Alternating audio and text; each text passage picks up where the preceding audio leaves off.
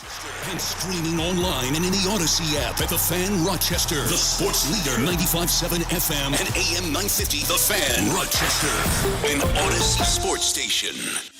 It's time to start the show and talk about the sports we saw. Inside jokes and takes from Danger and Battaglia. Bills and the Sabres and the Ambers. Who gave a microphone to these jerks? Welcome to the sports bar, that's where you are. Welcome to the sports bar, that's where you are. Welcome to the sports bar, that's where you are. With Danger and Battaglia. Indeed, you have found the sports bar. We welcome you in.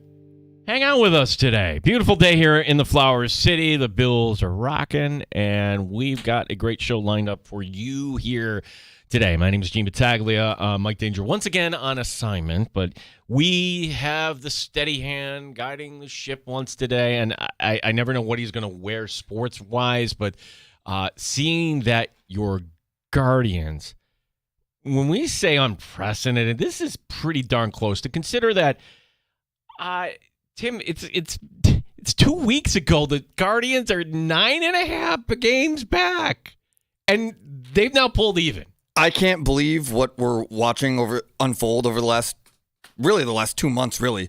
What happened yesterday, the way that they were able to win that game after the incident with David Fry, and if you're not aware, he took a 98-mile-an-hour fastball off the mush.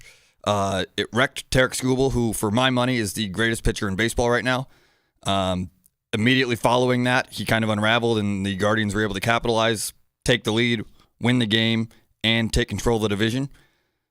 To erase what was a 15.5 game deficit in July and have the lead now in September is legitimately insane. Yeah, because they have the head-to-head. And to expand on David Fry, we've got an update. So if you miss this, and it's one of those when you see it's like, oh my gosh, how is this guy even alive?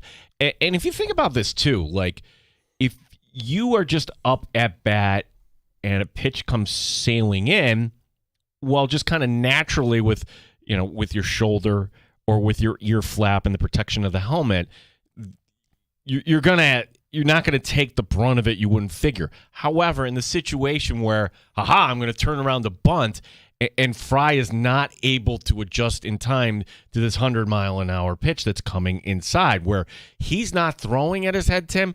It's just an inside pitch that gets up a little high by Skubal, and Fry, the way he kind of turns around, and I don't want to put any blame on Fry. He's just doing his thing, but my gosh, what a terrible situation.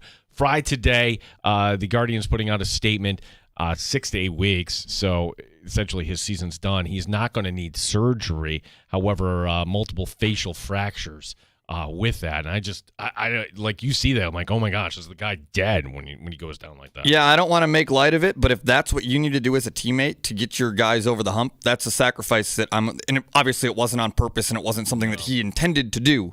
But if that's what this team needs to utilize to carry them into the playoffs, that's a sacrifice as a teammate that I'm willing to take. Yeah, so, you mentioned Skubal, like, he, throws a wild pitch right after that. Like, clearly that was in his head. So, for a guy who should be the AL Cy Young Award winner, and he's the reason you tune in to Detroit Tigers baseball. That's really the thing. And this Tiger team in the last 2 weeks, they've won one game.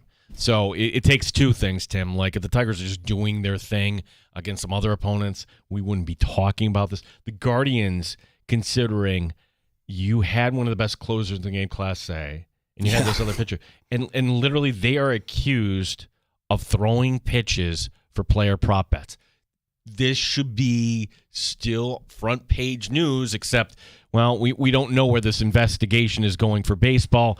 I would think that, the Fed should be sniffing around this too. Like, if you come to this, like, you don't want to fix games in any sort of way. So for those two guys, Tim, they'll never see the field ever again. And the fact that the Guardians have gotten past this with all the guys who were playing the game legitimately.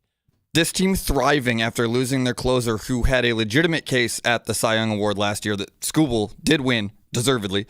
Class A had one of the greatest closers seasons in baseball history a year ago, and he was not terrible this year, but he was mediocre at best, and it turns out it might have been intentional, which is really, really bad. For Cleveland to rebound from that, overcome it, and have a bullpen that's been phenomenal over the course of the last 2.5 months is a testament to just how good this team, despite not being exciting to watch, they're a great baseball team somehow. We've got a great show lined up for you here today as we have Bills news today. Yes, the team back at practice. Tim, do you think at 4 o'clock, because if you're playing a team the quality of the New Orleans Saints, is it possible in some way, shape, or form for us to fire up the McDermott-McLies machine? So you're telling me there's a chance? We might be able to get that going. Yeah! All right, we'll play the Sean McDermott audio, and as we always do with Danger, and credit to Dandalorian, he grabs everything here. I have not heard a single one of it. So the way we play McDermott-McLies, Tim will say this is the length of the cut, this is the topic, and you guess how many lies, and we all play along together.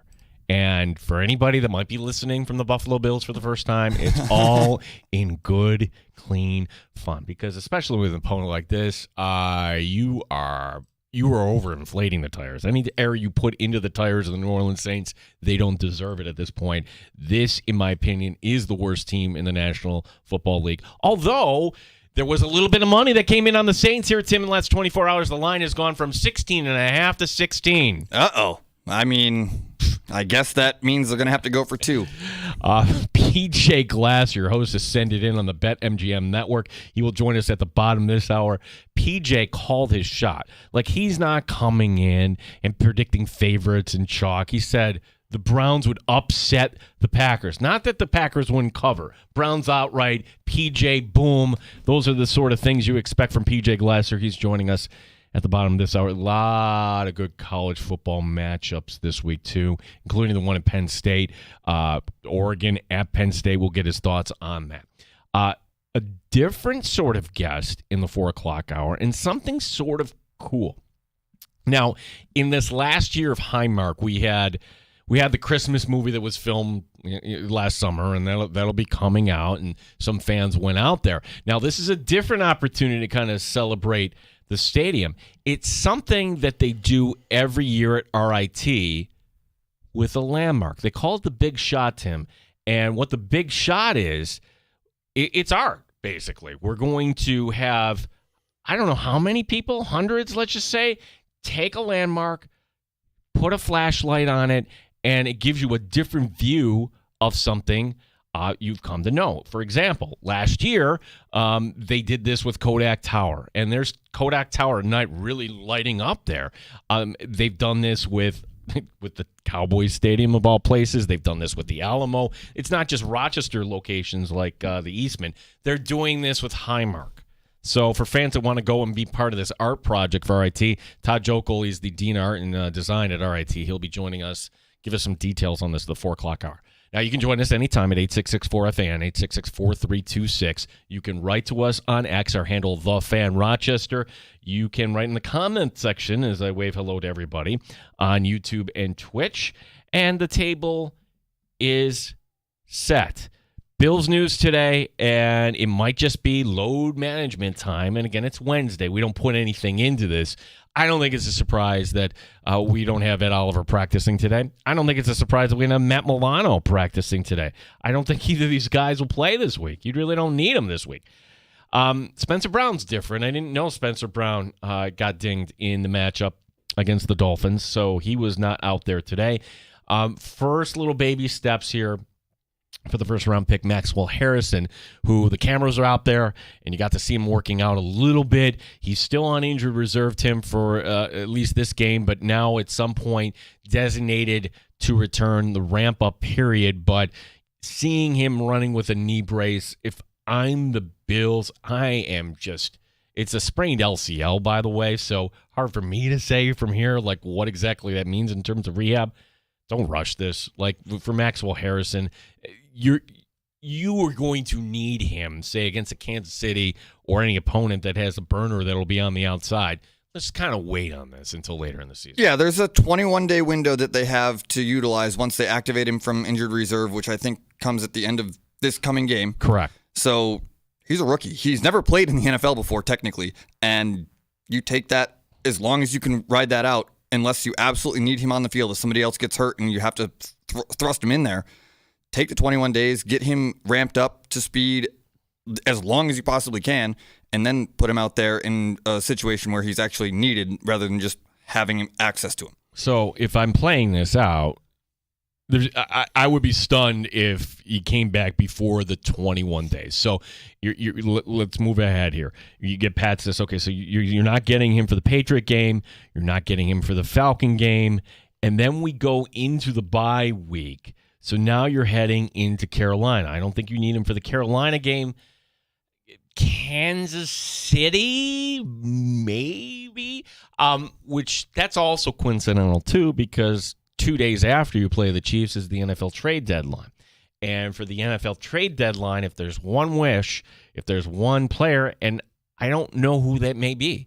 I didn't really know that Rasul Douglas was not viewed favorably in Green Bay a couple seasons ago, and he came in and was very serviceable for the Buffalo Bills. Get a corner that maybe can lighten the load a little bit on Tre'Davious White. And then we're going to sprinkle in a little along the way Maxwell Harrison. As you mentioned, Tim, no NFL regular season experience. He missed the whole preseason, too. So first-round pick in this day and age, you got to come in and contribute. So that was a big injury the Bills have been able to withstand here in the secondary so far. They've looked great without him. The defense does need some help, and he could be that piece.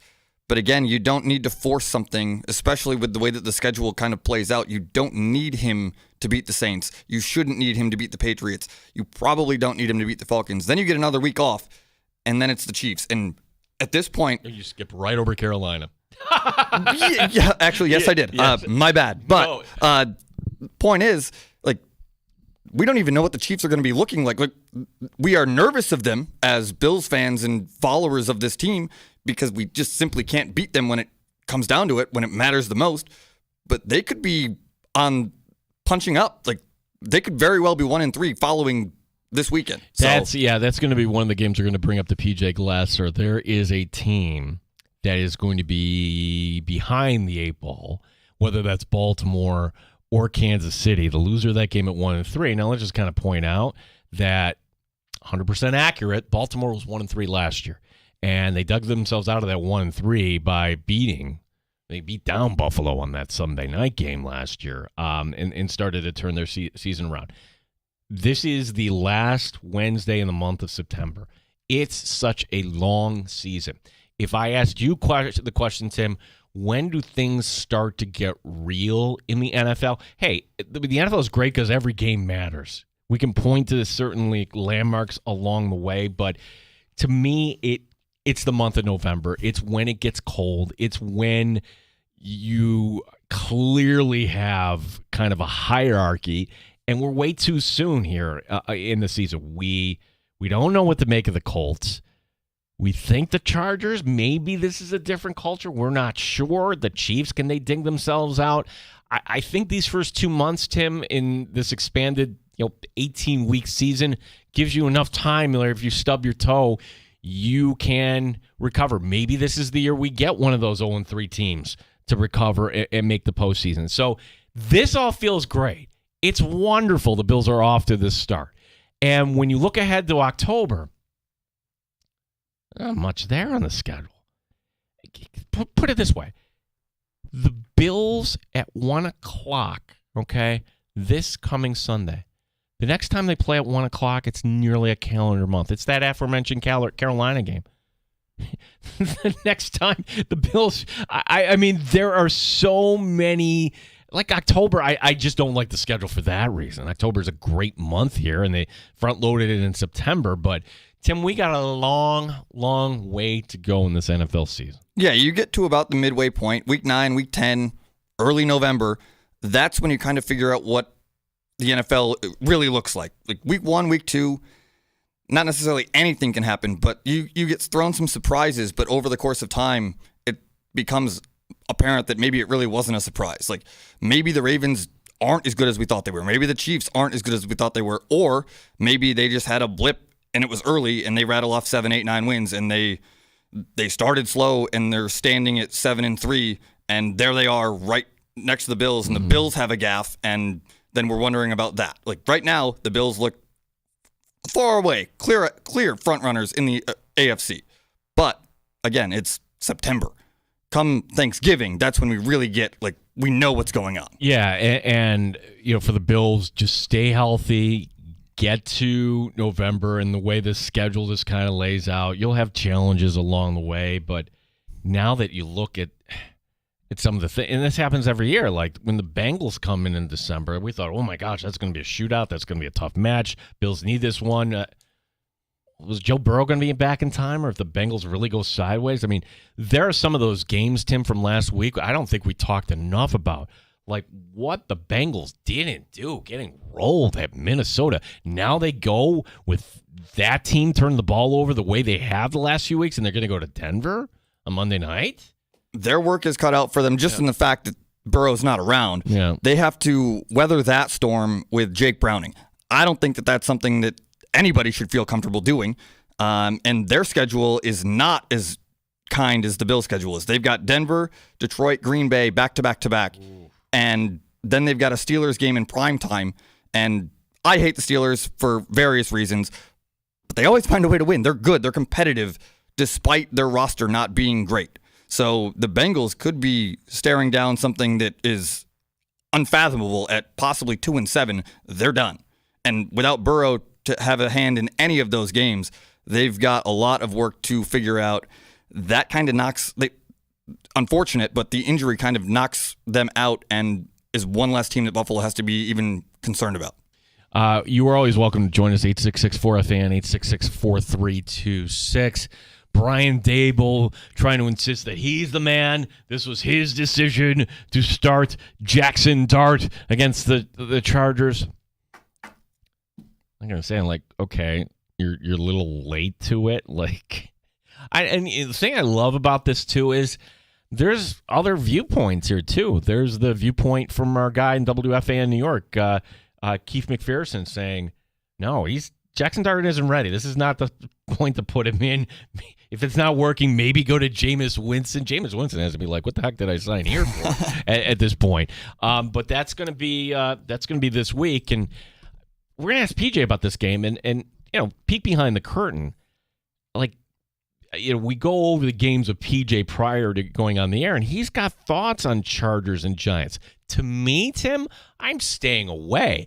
I have no idea how this is going to look. If you told me Jackson Dart comes out and be like, hey, this is why they drafted him. Look at him throwing to neighbors. Looked at Scatterboo. What a fun team this New York Giant team is. Giant fans, I'm trying to paint something optimistic. On the other hand, if he turns the ball over and he looks like a kid starting his first NFL game, that would not surprise me. In fact, I would say that would be more probable here. But this is the medicine you have to take. And Giant fans, you know this. You know this. Go back and look at season number 1 of Eli. He was gross. Go search things out from that first season on the infancy of the internet when everybody was started dishing out takes. People were like, oh my gosh, what a mistake. Coughlin, what are you doing? Do you remember the quarterback that they benched him for? Kerry Collins? Kurt Warner, NFL Hall of Famer. And it was the end. It was the last half of that season where Tom Coughlin realized, you know what, time is up. Even if we do squeak in, we're not going anywhere. Let's start the clock on the kid. So this is a little earlier than that, I suppose. But Kurt Warner, Tim, he's a Hall of Famer. Yeah, they thought he was washed. Yeah. And he ended up in Arizona and rebounded very nicely, brought them to a Super Bowl. Yeah, so. I think, can we say Russell Wilson is washed? Russell Wilson, if he wants a job beyond this year, it's as a backup. I don't see any. You were talking about graveyards for NFL quarterbacking. Pittsburgh, I'm sorry, it's a graveyard. It really is. Like, okay, who's next up? The Colts, all these years of bringing in another guy. Maybe they accidentally found one. So, Tim, I don't know. Maybe there's a team that will say, I can't imagine any team that from Denver to Pittsburgh and now the slop you saw, I'm saying that it was more about Dallas week 2 than what the Giants put up, because if you think Russell Wilson played a great game, then tell me about those interceptions he made. So there's a path for him to start somewhere, but if I'm a GM, I'm done with Russell Wilson. You can't hold a job down in New York for 3 weeks over a rookie, and starting Jackson Dart. There's a lot of risk involved. If it's detrimental to his development, they might regret doing this, but also they have no reason not to try it because Wilson has done nothing to hold on to that job. So it's time to move on from him, and if it means he's done in the NFL entirely, so be it. We will be talking to PJ Glasser coming up. We will have those Sean McDermott comments coming up as well. This show here, I think it's unique. We're not a Buffalo radio station. We're a Rochester radio station. I lived here all my life. Tim, you were from Fairport. Yes. Everything's kind of cool. And there's certain narratives that I sometimes am like, that's not true. Like anybody that says, oh, city's trash, I would never live in the city. I'm like, well, like anything in life, that's not 100% true. There are neighborhoods that do a great job in our town. And I would point to one, and there is a point to this story. That would be the South Wedge. I think the South Wedge in Rochester, there are businesses, there are restaurants, it's walkable, and I spend a lot of time there. The people there, that's Rochester through and through. And one of the things that I love about that neighborhood, too, is you have this association that they look out for their own. You might have heard of the Rochester Real Beer Expo. You might have gone to it over the years. It used to start out right there in the South Wedge. It got so big, like, you know what? Let's move this now to Innovative Field, and that's where it's been in the concourse. When the Wings are out of town, they pick a Saturday in June and highlighting some of the beers around town. It's a great community event. Here's the thing I bet you didn't know. Maybe you knew. I'm guessing a lot of people know. That hey, this isn't somebody profiting off of this. This is money that goes back to the South Wedge. And it's something that they buy flowers, they clean up, they plant things. They're making their neighborhood look nicer. And that's all Rochester through and through. And driving force behind this for years, Chris Jones, witty woman, very sharp, and really just always fun to have a beer with. And over the years, I got to know Chris and her partner, Jim Wolf. And Jim was the guy, Tim, I don't know if I told you the story. There was a Syracuse game years ago where I got some tickets. So Jim Wolf and another listener, Bill Hills, and then Bob Zimmer, Bob's moved away since, but we got tickets to Syracuse and Oakland. Not Oakland, California. This was Oakland, Michigan. And it's a weeknight in December. We're like, okay, why not? And we get on the thruway, and it's snowing. And really like, do we really want to go to this game or go to the casino? Casino, yep. And so Jim and I made the call, like, nope, we're going to go over there. And that was the game where Boeheim waved his finger at everybody for the low attendance. We're like, we couldn't even get to the game. We would have been there late in the second half there, Jim. I'm just bringing up Jim Wolf today because then the point of this story with Chris Jones, I get home last night, I look at my phone, I'm like, you're kidding me. Chris is gone. She was battling cancer. I had no idea.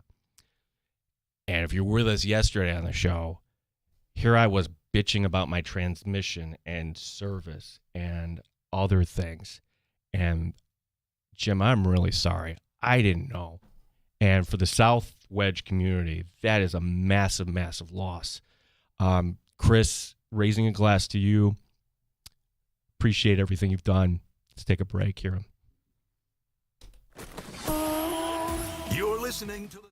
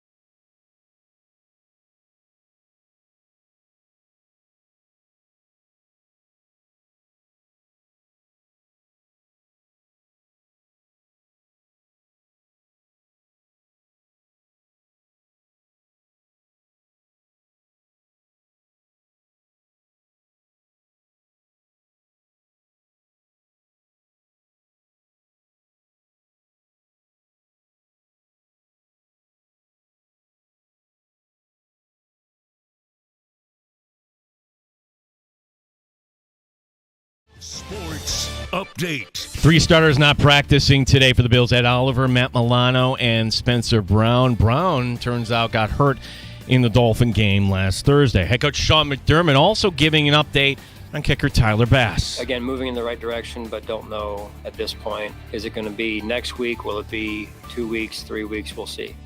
We will pick some winners next. Our expert PJ Glasser from the BetMGM network, your host is Send It In, will join us here on the Sports Bar. Baseball, we are winding down. It's the last week of the season. Washington getting a win over Atlanta in a meaningless game, 4-3 today. Coming up at 4 o'clock, Milwaukee is at San Diego. The Mets rally last night. They get the win against the Cubs. Yankees postseason bound once again. They host the White Sox. Gene Battaglia, the sports leader, 95.7 FM and AM 950, The Fan, Rochester. Top Shelf Sports Talk. You're hanging out in the Sports Bar with Danger and Battaglia on the Sports Leader, 95.7 FM and AM 950, The Fan, Rochester. We love the NFL because just when you think you have something figured out, or just when you think the game is kind of wrapped up, and gosh, for the majority of this game now, admittedly, I'm not following along. Probably you were, Tim. Like, I know you were. You were probably angry and like, okay, they're going to lose this game 10-3. For folks who don't know, new to the show, terrible take Timmy today, filling in. Terrible take because he does have terrible takes. That's what we call him, 3T here. But he's a Browns fan, and once a year you get to smile as an NFL fan, buddy. One time I already used my one time, but we'll take it. Well, you've been equally as impressive. PJ called the shot last week. Said, hey, this game, this situation really reminds me of the 49ers coming out, and the 49ers a good team ending up that year, and PJ, like, that played out exactly the way you thought it would. PJ, take a victory lap, my man. How are you today? Gene, I'm going to have a lot of losers throughout the year, but it's nice that you can call your shots like that. That's the best. When you handicap a game and it goes exactly how you thought it would. And the Browns, that was how they were going to keep that game close. Muck it up, keep it ugly, and just find a way to win it in the fourth quarter, just like they did a couple years ago against the Niners. Their defense is terrific, and like you said it, Gene, you said it perfect. It's why we love the NFL, because as soon as everybody was getting ready to crown the Packers Super Bowl champions, best team in the NFC, you have a dud like that, and then it makes you reevaluate a bunch of things. So awesome to not only get the cover with the Browns, but get the outright winner as well. Yeah, and we'll get to the NFL picks and your thoughts on props and you know what to do against the spread. And you know, PJ, another reason you love the NFL and some action. There's many different ways you can play. One being the survivor pool. You know how much we love this. You went with Kansas City. PJ, I had the sweat of sweats, and when you survive a sweat, it can be a lot of fun. But I am not paying attention. I'm like, okay, it's 26-6 or whatever it is. The Buccaneers are up and up comfortably against the Jets. Oh my God, what the heck happened? And seeing Aaron Glenn, strut around like a chicken and well, the Jets ended up blowing it at the end, but that makes it a lot of fun. PJ, I'm not thinking anything twice here about the Bills this week here. It's the Bills, the pick here, right? You and me both. Now, there are a lot of big favorites on the board. We all know Buffalo's got a favorable schedule this year. There can definitely be other times throughout the season to use them. But Gene, a lot of these big favorites, I feel like a bunch of them are going to win. But, you watch the Lions against the Ravens and you just watch them run the ball down their throat. They're not going to be able to do that to Cleveland. And obviously the Browns have a bunch of momentum after that Packers upset. I think Detroit wins, but I wouldn't be surprised if the Browns, because of how good their defense and their D-line is, maybe making Detroit one-dimensional, they could hang around in that game.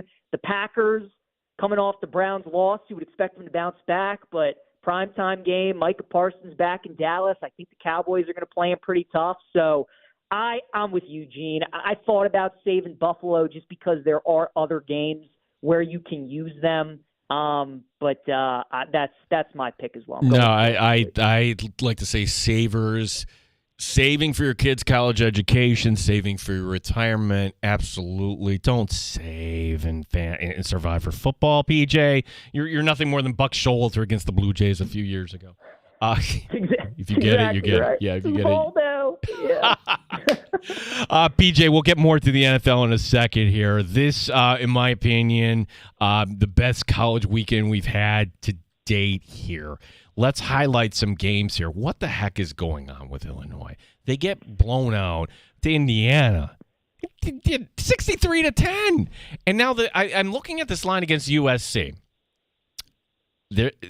Illinois is only getting 6.5. What am I missing here?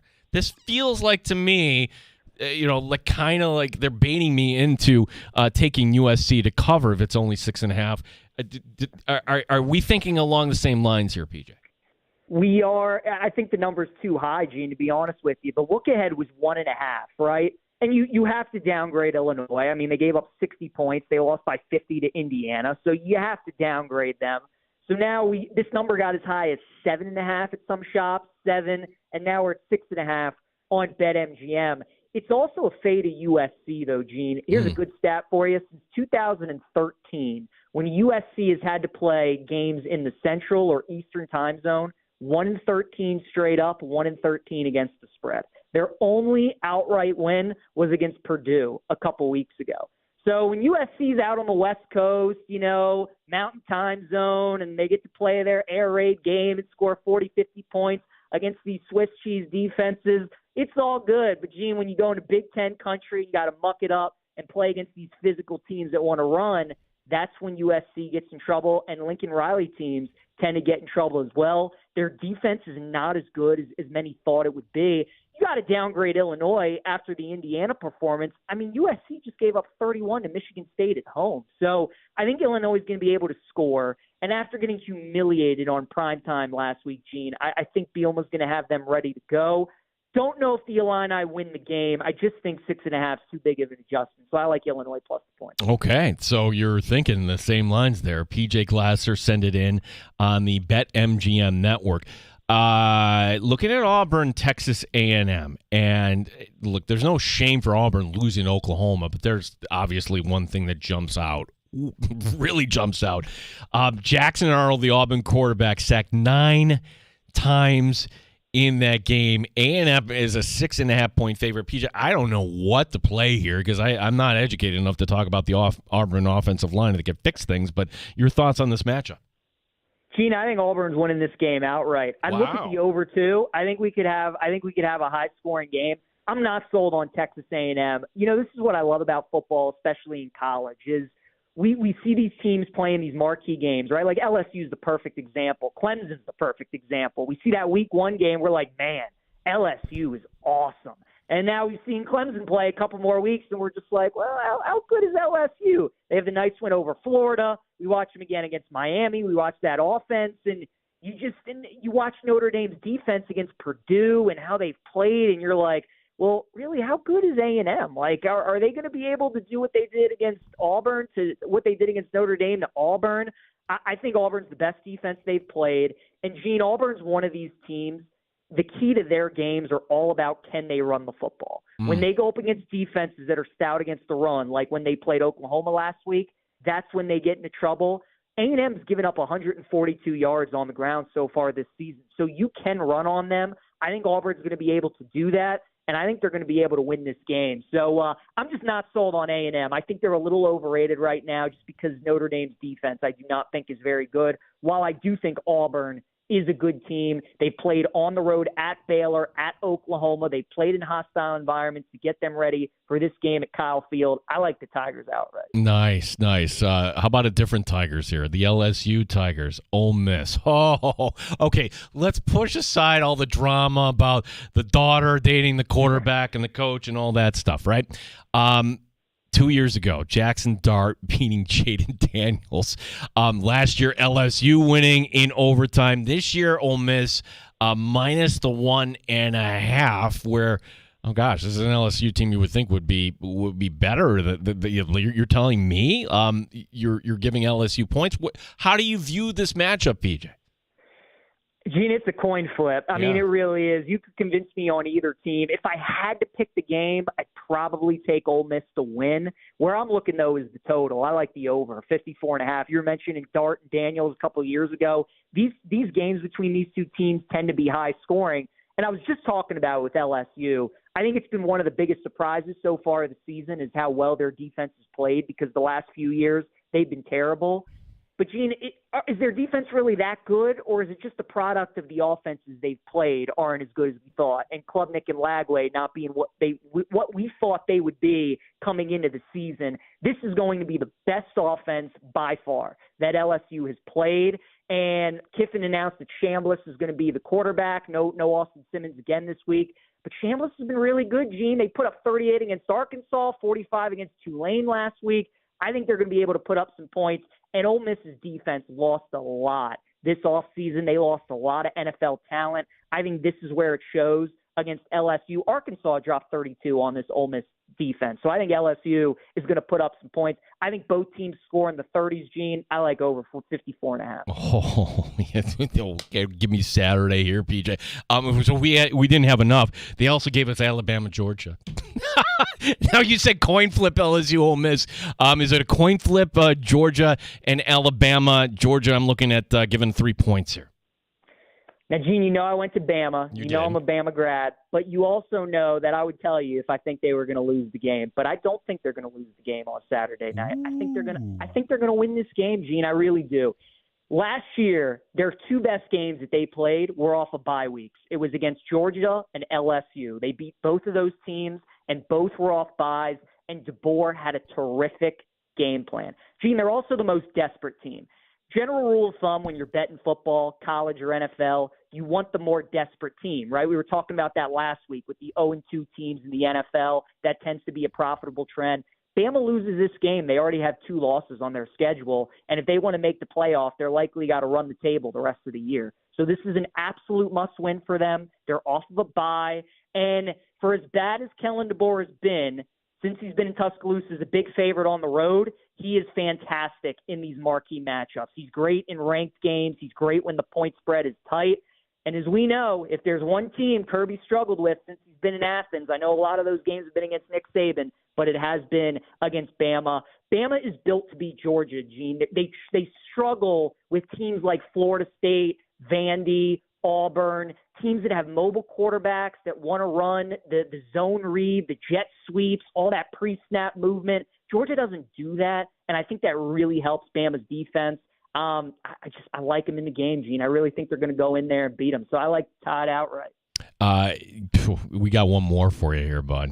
All right, top 10 matchup, Oregon, Penn State. Now, there are other matchups here coming up for Penn State later on, notably the Horseshoe, and we just mentioned Indiana, and it turns out they're pretty good at number 11 in the country. But for Penn State, they don't get caught here, do they? Do they finally, get this done against a worthy opponent in prime time? Because it always seems like to me these situations, Penn State slips up a little bit. Oregon again ranked 6. Your thoughts on this matchup coming up Saturday night? It's all about the number for me, Gene. If you get a -3, I'd take Penn State. -3.5, I'd take them on the money line. It would never be Oregon for me in this game. It would either be Penn State -3 or it'd be Penn State on the money line. Now, I think the Ducks keep it close. I think if, Penn State gets out to an early lead and you can get Oregon live like +10.5, +13.5, then I think that's a great bet. We all know James Franklin, how he struggled in these big matchups. So I don't think he's going to blow them out. I don't think it's going to be a comfortable win, but I do think Penn State wins the game. Right now, Gene, the perception around these two teams going into this matchup is that Oregon is the better team. And even though the eye test would tell you they're better, my argument would be, who the hell has Oregon played? We all know Penn State hasn't played anybody, but who has Oregon played? They played the worst team in the Big Ten in Northwestern, worst team in the Big 12 in Oklahoma State. Oregon State's awful. Like, these two teams haven't played anybody, and I think you're getting value on Penn State just because of the eye test from Oregon. But we really don't know how good these teams are. I picked Penn State to win the Natty in the preseason. They're coming off a bye week. They have had multiple weeks to prepare for this game. This is why all those guys came back. And you're arguably talking about the best environment all year in college football when they have the whiteout. So I think Penn State wins. If it's 3, take the spread. 3.5, just take the money line. Yeah, that's good stuff there, PJ. Let's take a look here now at the NFL, where we've got Philadelphia and Tampa, 2 3-0 teams. I look at the Eagles, and we had a story where Drew Brees called them boring, and honestly, that might just be kind of the thing to get them through. Yeah, we're boring. Yeah, we're going to show you we're boring. To me, Tampa Bay has been living a little dangerously here, and it's been fun, but now they're back-to-back home games here. Maybe they don't get the bounce. Philadelphia is a road favorite by 3.5, according to some lines here. PJ, how do you view this? I like the Eagles to win the game, Gene. I think they're a great money line parlay piece this week. They're minus 190 right now at BetMGM. I mean, you said it. Both teams are 3-0. Gene, these teams could be 0-3. I mean, certainly 1-2. Like, I mean, they could have lost all the games that they've played in. The difference is that Tampa is more fraudulent, and they're just so beat up. I mean, Mike Evans now left that game against the Jets. Baker shaking his hand multiple times in that game. He's beat up. I mean, they just need to get healthy. They need a bye week bad. They need something. Now, Tampa's been a house of horrors for Philadelphia. If there's one place they have struggled, it has been Tampa. They do not play well there, but I actually think that motivates them. That gets their attention, a lot like how Baltimore humiliated Detroit a couple of years ago, and it definitely looked like they had that game circled on Monday night. So I'm sure the Eagles want to go into Tampa. They know they've struggled against this team, and they want to put together a good performance. But they've kind of turned into the Chiefs, Gene, where, like you were just talking about Breeze calling them boring. They kind of are. They just find ways to win. They're not covering spreads necessarily, but they are winning games. So I like the Eagles to win. I just take them on the money line. PJ, this is one you're picking this one, and I'm surprised because Chargers-Giants. If you told me, hey, Jackson Dart will not look good, it won't surprise me. Hey, Jackson Dart showed something. Okay, I have no idea what to expect from Jackson Dart. Or the Chargers just so good that it doesn't matter. Team going from West Coast to East Coast, the Chargers looking like they're trying to shed that label of chokers here. They are giving up 6 against a team that they should beat here. So what is the play, Chargers at Giants? For me, Gene, it's simple. Kansas City was a 6-point favorite last week against the Giants, and now you're getting the Chargers at 6.5. Like, how can that be? How can you line the Chargers-Chiefs game the same, or how can you line the Chiefs-Giants game the same as Chargers-Giants? I think we would all agree at this point in time the Chargers are better. They beat them head-to-head. They're 3-0. They've beaten every team in their division.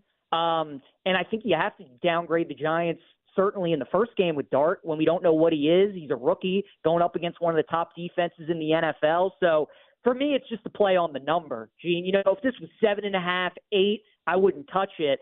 But the fact that you're lining this game the same as what that Chiefs game was last week, I do not understand that. Now, it is a tricky spot. Chargers 3 straight divisional games, travel across the country. But Jim Harbaugh is just such a good coach, man. And their defense is fantastic. And the Giants, they're just really, really bad, Gene. So it's a spot where normally I might be a little weary of the favorite, but because of who the coach is and how good the defense is, and it's the same line as what the Kansas City game was, I like the Chargers. The Ravens and Chiefs. Wow, the loser of this game to be 1-3 on the season. That is that's no. But then again, the Ravens started out 1-3 last year, and they got to the postseason, obviously. So it's not a death knell, not by any stretch. Baltimore Monday night short week. They go to Arrowhead. PJ, you are based in Baltimore. Do the Ravens this time around get it done in Kansas City? Absolutely not, Gene. Take the Chiefs. Plus 2.5. Take them on the money line. I mean, come on. Gene, to me, this is real simple. This will be a one-score game, 5 minutes to go, and you're sitting there, you're betting on this game. I mean, who do you want with money on the line in that game? Do you want to trust the combo of Lamar and John Harbaugh and Zach Orr in that defense, or do you want to trust Mahomes, Andy Reid, and Spags at home?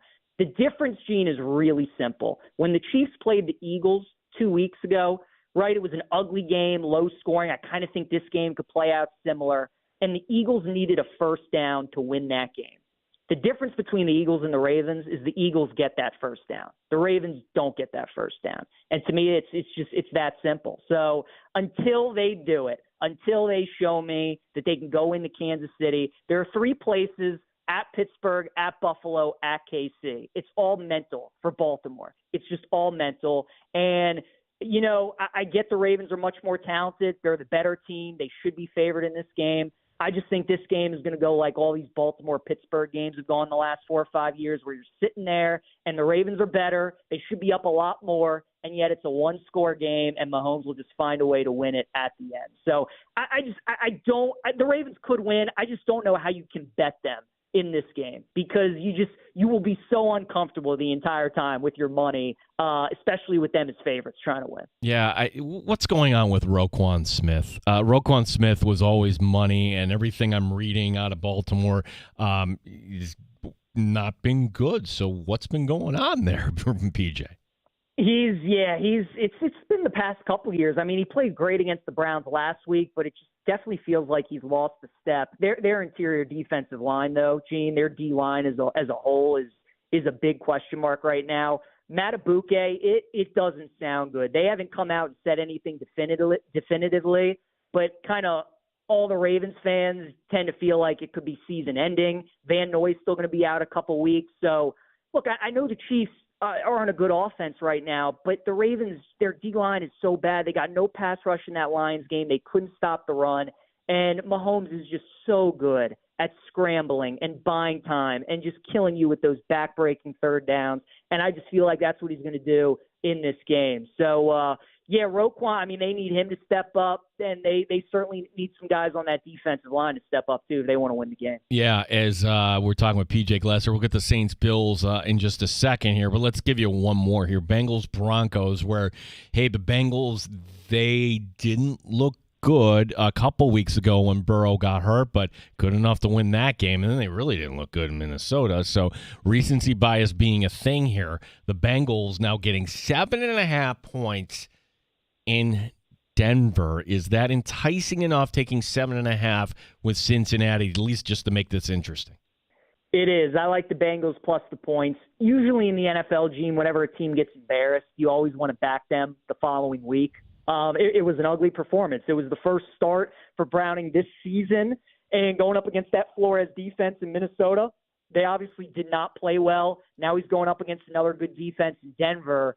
But, Gene, I mean, psychologically, where are the Broncos at? Like, they could be 3-0. You have the leverage penalty against Indy. You blow the fourth quarter lead against the Chargers. I mean, those are 2 tough losses. Now you come home as a big favorite. And in week 1 as a big favorite, they did not look good against Tennessee. So Bengals off of a bad, embarrassing performance, I would expect them to play really well. And I don't know, man, where the Broncos are going to be at after the last 2 crushing losses that they've had. So I'll take the points with Cincinnati. Now the Saints and Bills, and PJ, can I give you a play? Is that acceptable here? Please do. I think, and the odds here aren't great, but knowing what the team really thinks of James Cook, and that he is right now tied for the franchise record, scoring a touchdown in 7 straight games, they're going to want to get him the franchise mark that's been set 3 times before, once by OJ, last by Rob Riddick in the year 1988. For most consecutive games scoring a touchdown, this dates back to last season. I saw it like minus 195, and certainly you want plus money when it comes to that stuff. But I'm like, they're going to figure out a way to get James Cook continuing that. So crazy as it may be, I really think that the Bills will get that done. Other than that, though, Saints at Bills, this line's been bouncing just a little bit. 16.5, 16, does it even matter at this point? The Bills aren't losing this game, so how do you play this here, PJ? I think the over would probably be the play for me, Gene, just because, I mean, as you know, the Bills' defense is still beat up, and the Saints' offense has been pretty decent this year. I mean, they have been able to put together some drives. They've been able to score some points. That Seattle game last week, it was just such they just got steamrolled by special team blunders early in that game, and you just flip it on and it's like 28-3 before you can even sit down and watch the game. So it was just brutal. But once they got to settle down in that second half, they played much better. They scored some garbage points in the fourth quarter, which is probably what we're going to get in this game as well. So Buffalo's getting into at least the 30s, which is the way that I see it. Can we get like 34-14? Can we get 34-17, 37-13, something in that range? So if the Saints can get us north of 14, I feel like we got a shot to hit this over, which I think they can do. So the only play for me would be over 48. We're talking to PJ Glasser, host of Send It In on the BetMGM network. PJ, tell everybody what is coming up this week where they can get more of your content. Gene, we're weekdays, Monday through Friday, 1 to 1:30 p.m. Eastern Time on the BetMGM network, on Twitch, on YouTube. We live stream the show on X, and I mean, what a weekend of sports. We got the college football slate, NFL slate that we're breaking down, final week of the MLB regular season. Gee, we got the Ryder Cup as well this week. So much going on. Wow. We're talking everything, and 30-minute show, weekdays, Monday through Friday. So check us out. Send it in on the BetMGM network. We're so into football season, PJ. Like, we would be going over the baseball schedule and who do you like here. And, Philadelphia's wrapped up the division. You get Miami tonight. They're starting Ryan Weathers, and Philadelphia's at home. And, I do this every once in a while. I should have wrote this down. Jesus, starting pitcher. Luzardo on the mound tonight, PJ. I like that. Gene. I mean, how can you not back Luzardo tonight at home? Let's go with him in the Phils. PJ, you're the best, buddy. I appreciate it. Thanks, Gene. Talk to you next week. PJ Glasser. I was gonna help you, but I knew where you were going with that, so I was hoping he got it too. Of course, I kind of played that up a little for the radio, Tim. I could have gone with Luis Severino as well. He's on the mound tonight, but that's the Athletics. Like, we don't really care about them, do we? We will. We've got McDermott McLeod coming up here. Yeah, like, my gosh, they're playing the Saints. Are we going to be believing, or maybe McDermott doesn't do this anymore? I have not listened to any of this audio. The only audio I heard is the 6-second soundbite of him talking about Tyler Bass, which didn't tell us much. But when we get to the Saints audio, let's see what we got here coming up. We have time for your calls as well at 866-4FAN, 866-4326 here on the Fan Rochester. You're listening to the Sports Bar with Danger and Battaglia. 95.7 FM and AM 950. The Fan Rochester. Brighter than you. One Bills Live and the headlines you care most about. We talk sports while you work on the Fan Rochester. Local sports live here. Your proud home of Amerks hockey and non-stop Bills coverage. This is the Fan Rochester. Come watch football this weekend and have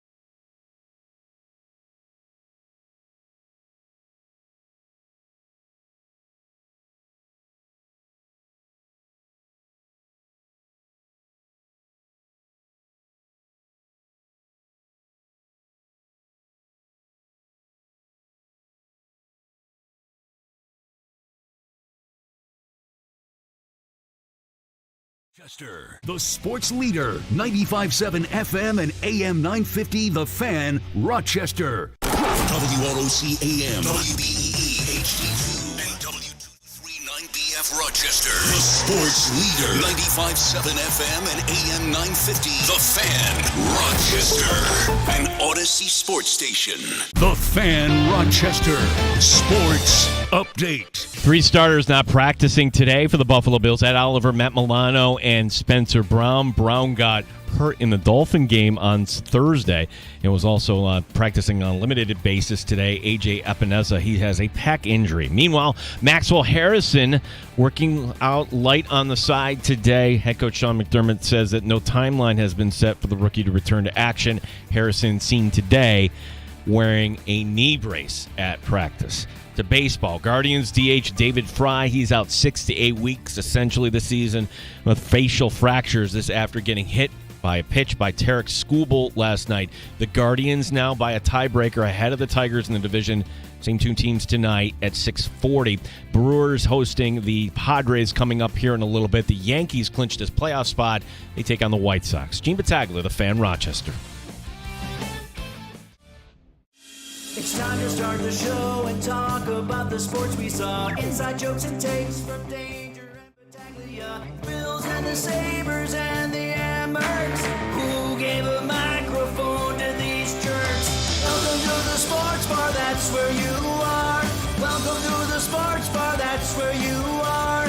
Welcome to the sports bar, that's where you are. With Danger and Battaglia. One of the shows I liked him from, say, circa 2006 to 2010, just because I liked the characters. I thought the plots were kind of basic, but the characters were great. Specifically, one guy was House. Do you remember that show on Fox? I do, yes. Yeah, so Gregory House was this doctor, with diagnostics, basically. He was so arrogant. So arrogant, you love the guy that he would just go around and say things that you love to say to, people that are, just talk down to people and everything. And when he was talking to his team of doctors and they would come back and they'd be like, they would go through all the tests and he would just be like, yeah, that's not true. Everyone lies. So that was kind of one of the themes of the show. Everyone lies. It's true in life. It's particularly true in the NFL when it comes to head coaches. They all get up and lie to a certain degree. So it's within the spirit. We're not doing anything medical. We're not saving lives today. This is just a little bit of fun. We poke at Sean McDermott. We play McDermott McLies. So now the way this works, Tim, is this. And it's been a while since we played this. And I'm sure Danger is upset that he's not here today to play along. But we have some sound bites from head coach Sean McDermott talking about the Saints. So before we play the topic, Tim, can you give us the topic and the length of the cut? This one runs 58 seconds, and it is Sean McDermott on defending our dirt. Defending our dirt. All right. It doesn't sound like there's going to be a lot of lies in there. I'm going to go low. Now, you're the arbitrator here, okay? I'm going to say that there are only 2 lies in this. I'll take the over. You're going to take the over Say on this. 3. Okay. So you have we fired up the McLie machine here? Okay, we are ready. That's what it sounds like. So you play along. 58 seconds, everyone. Sean McDermott just talking about playing at home. We take a lot of pride in defending our dirt. There's no other way to really say it. And these guys put a lot of time and blood, sweat, and tears into their jobs every day. Their family sacrifice and playing well at home is a big part of that, is, defending what we take a lot of pride in, which is our fan base and how hard we work. And let's also be honest, our fans create an environment. That 12th man is real, and we'll need them again this week. This offense we're going to play runs a lot of no huddle, and I just watched them try and get that done against Seattle, and I know our fans are the best in the NFL for a reason. I know there's a lot of internal motivations that happen here over the course of the season. Is there an internal motivation, internal drive to finish this, knowing that this is the last year of the route, to finish the season out perfectly? That would be awesome. It really would. It'd be a great way for us to send this thing off the right way. That said, though, it's really about one game. All right, so that was like a lot of talking in circles. I call that one, Tim. You're new to this game. It really wasn't Saint specific. Yeah, no, that got me as well. That got you. Give us the next topic. We've got 22 seconds on Kellen Moore.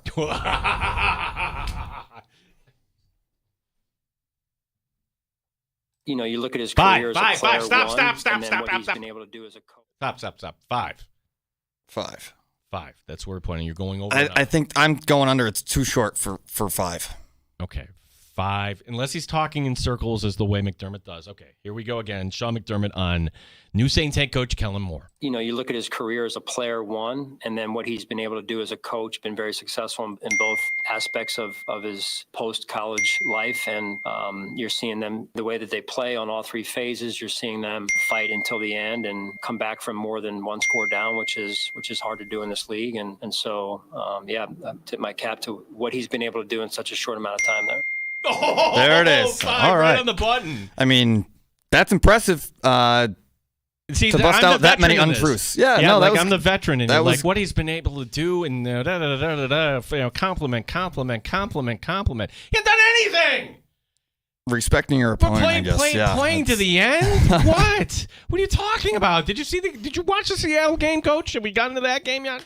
This is a 2-parter. Okay, what do we got? 30 on Max Hairston, then 22 on Max Hairston. I'll just run all 52 together. There's not a lie in here. So I don't think there can be a lie. I don't think there can be a lie. I mean, should I skip it entirely? No, or do you want to hear it? Just play it. Now, this is important for the news of today because, yes, Maxwell Harrison, you're going to have to open up this window at some point, and let's kind of learn. But we're going to keep the lie machine on. Is there a lie here? Here's head coach Sean McDermott. I'll say there's one, actually. I'm going to say there's one lie, and it's just an untruth, which I guess is a lie.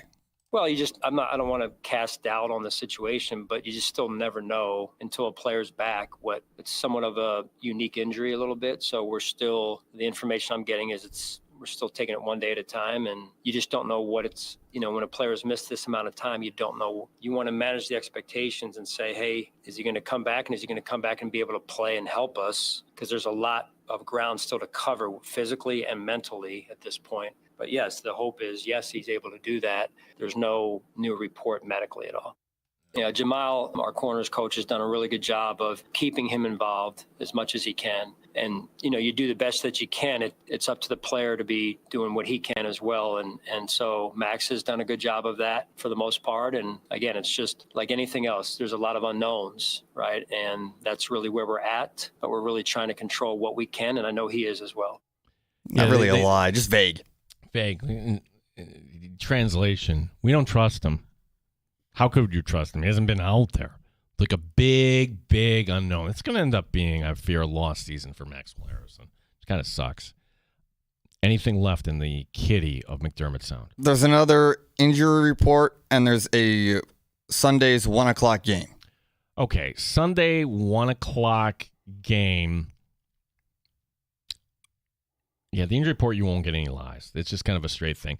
How long is that cut, Tim? 25. 25. I'm going to say there's a lie in here because at some point he's going to talk, like the last one, the lie detector went off. Oh, we're going to need the fans against the Saints. No, you don't need the fans. You could play in New Orleans. You could play on the moon. It doesn't matter. Like this is the one where, hey, fans, you know what? Take this week off. This is your load management week. We don't need you yelling on third down.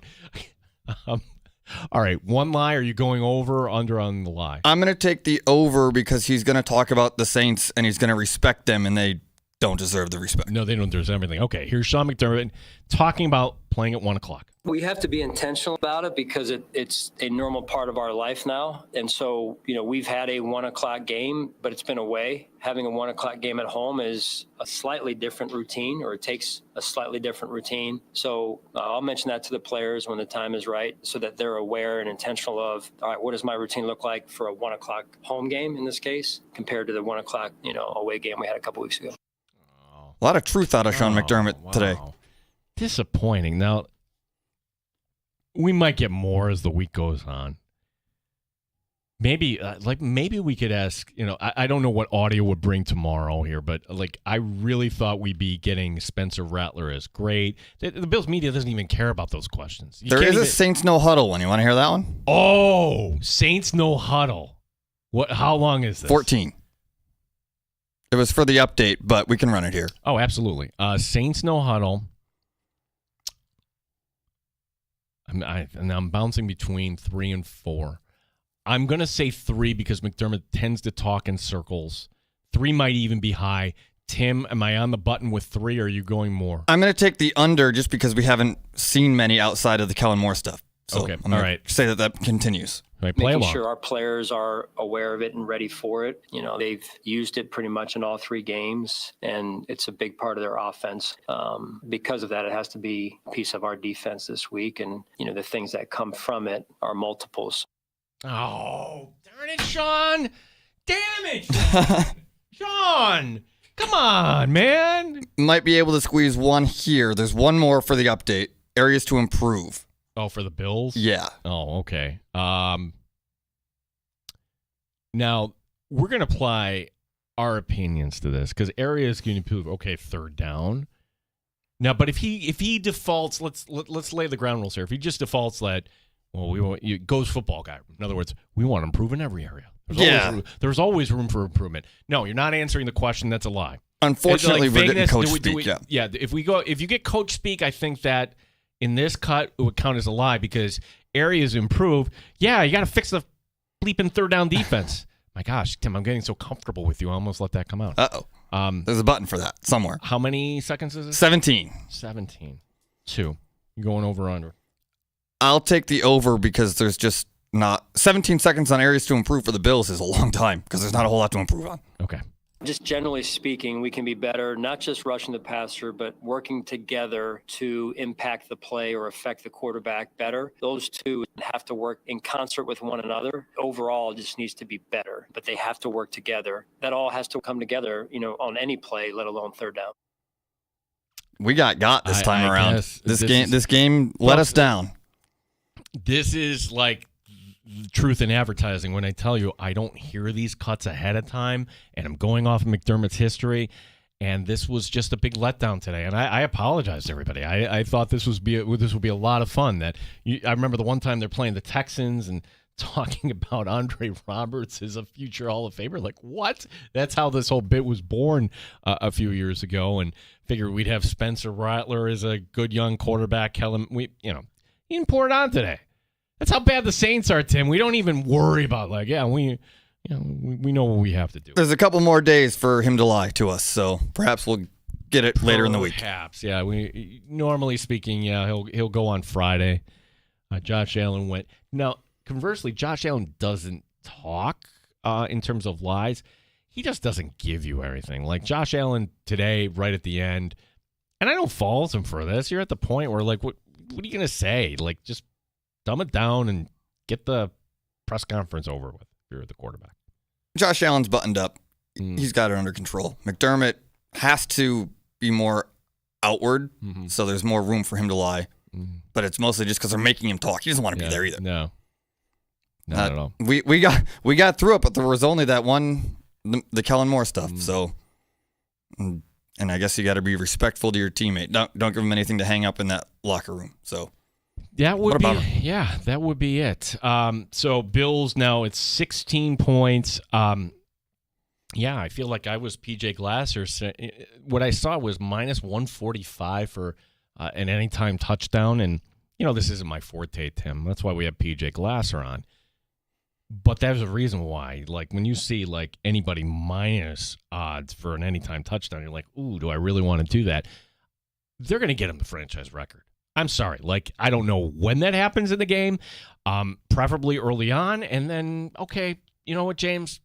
Take the second half off here. That would be the ideal scenario in this game. If they're up by 3 or 4 scores at halftime, I think that they put the walk-ons in. And by that, I mean the depth players. But it's very possible that we get to that in the first quarter. We'll just... Everything is like an analogy for the college homecoming game. The walk-ons coming in. This is the subdivision team that's coming in. Is Lee Corso going to be out there? Oh, actually, he retired. Never mind. Put him back in his box. Yeah. This game, I just can't find a way where the Saints even have a chance after the first quarter. So hopefully, for Bills fans' sake, that holds true. But yeah, what is the unknown for this? And even with that, okay, they run a little no huddle. Ooh, great condition, get ready. Yeah, Tim, what kept Miami in the game? I'll answer the question. Okay, it was their offense staying on the field, converting on third down. Matriculating. There you go. Today's fancy word of the day. Matriculating their way down the field. Keeping the Bills' offense off the field. You want to go no huddle and a quick 3 and out? Oh my gosh. Yeah, welcome. Please. The ball back in Josh Allen's hands every 3 minutes is a recipe for disaster for the Saints. So and it's going to be a party. We took a call from Canandaigua yesterday. We just asked the question, like, anybody going to go out there? You don't have tickets, but beautiful day. You're just going to go for the tailgate? And the answer is yes. Somebody going to the Mafia House, and that would be a different experience. I'm just going to sit and I can hear the noise of the crowd, just watch it on the game. But you're watching it on the game and you hear the noise of the crowd, and that would get you to clue in right away. Yeah, you know what's happening before you know what's happening. Which how many times does it happen? Like, you're looking at your phone, you're looking up something fantasy, and you miss the play. That's the alert. Like, hey, something's coming big here, folks. That happened to me on Sunday, actually, because I was watching the Browns and the Guardians at the same time. I've got the Guardians on my phone, but I've also got the MLB notifications on. And it made it very easy for me to turn that game off because I got the spoiler right before the play was made. So I didn't know this was true, but now that I think about it, it is true. Because when I go in, I park by the field house, and I see the scoreboard. Depending on where you park, you can see one of the 3 scoreboards.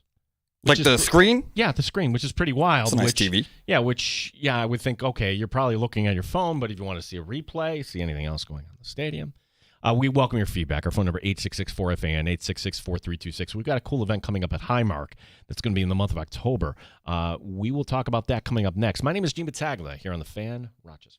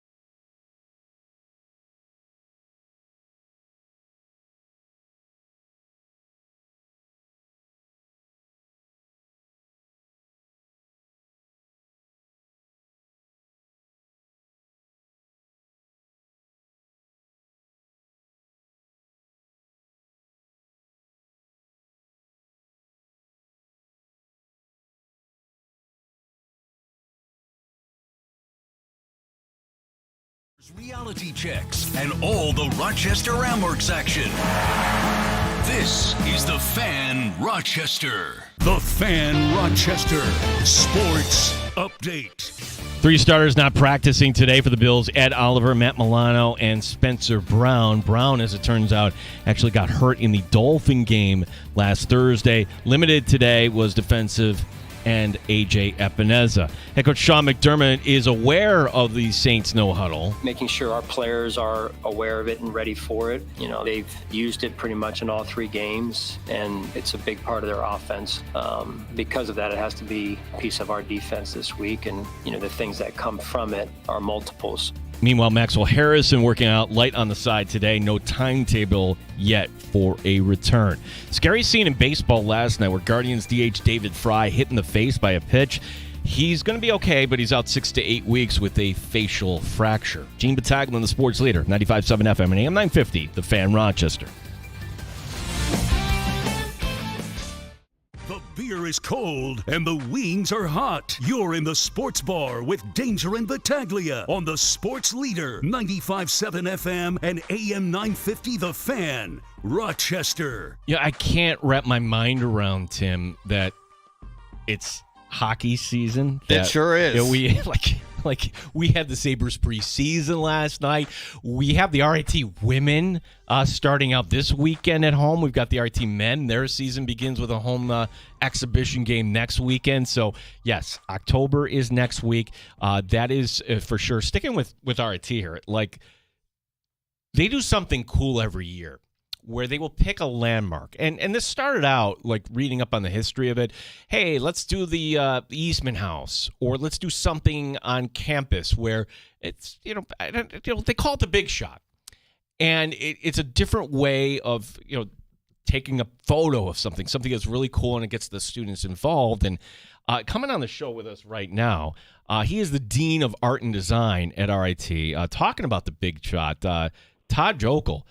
Todd, how long have you been involved with this project at RIT? Thanks for your time today. How are you? Hey, thank you. Thanks so much for having me on. I've been involved at RIT since 2019. I moved up here from a little bit further south, New Haven, Connecticut, and I've been involved with RIT, a Rochester area, a big sports fan since 2019.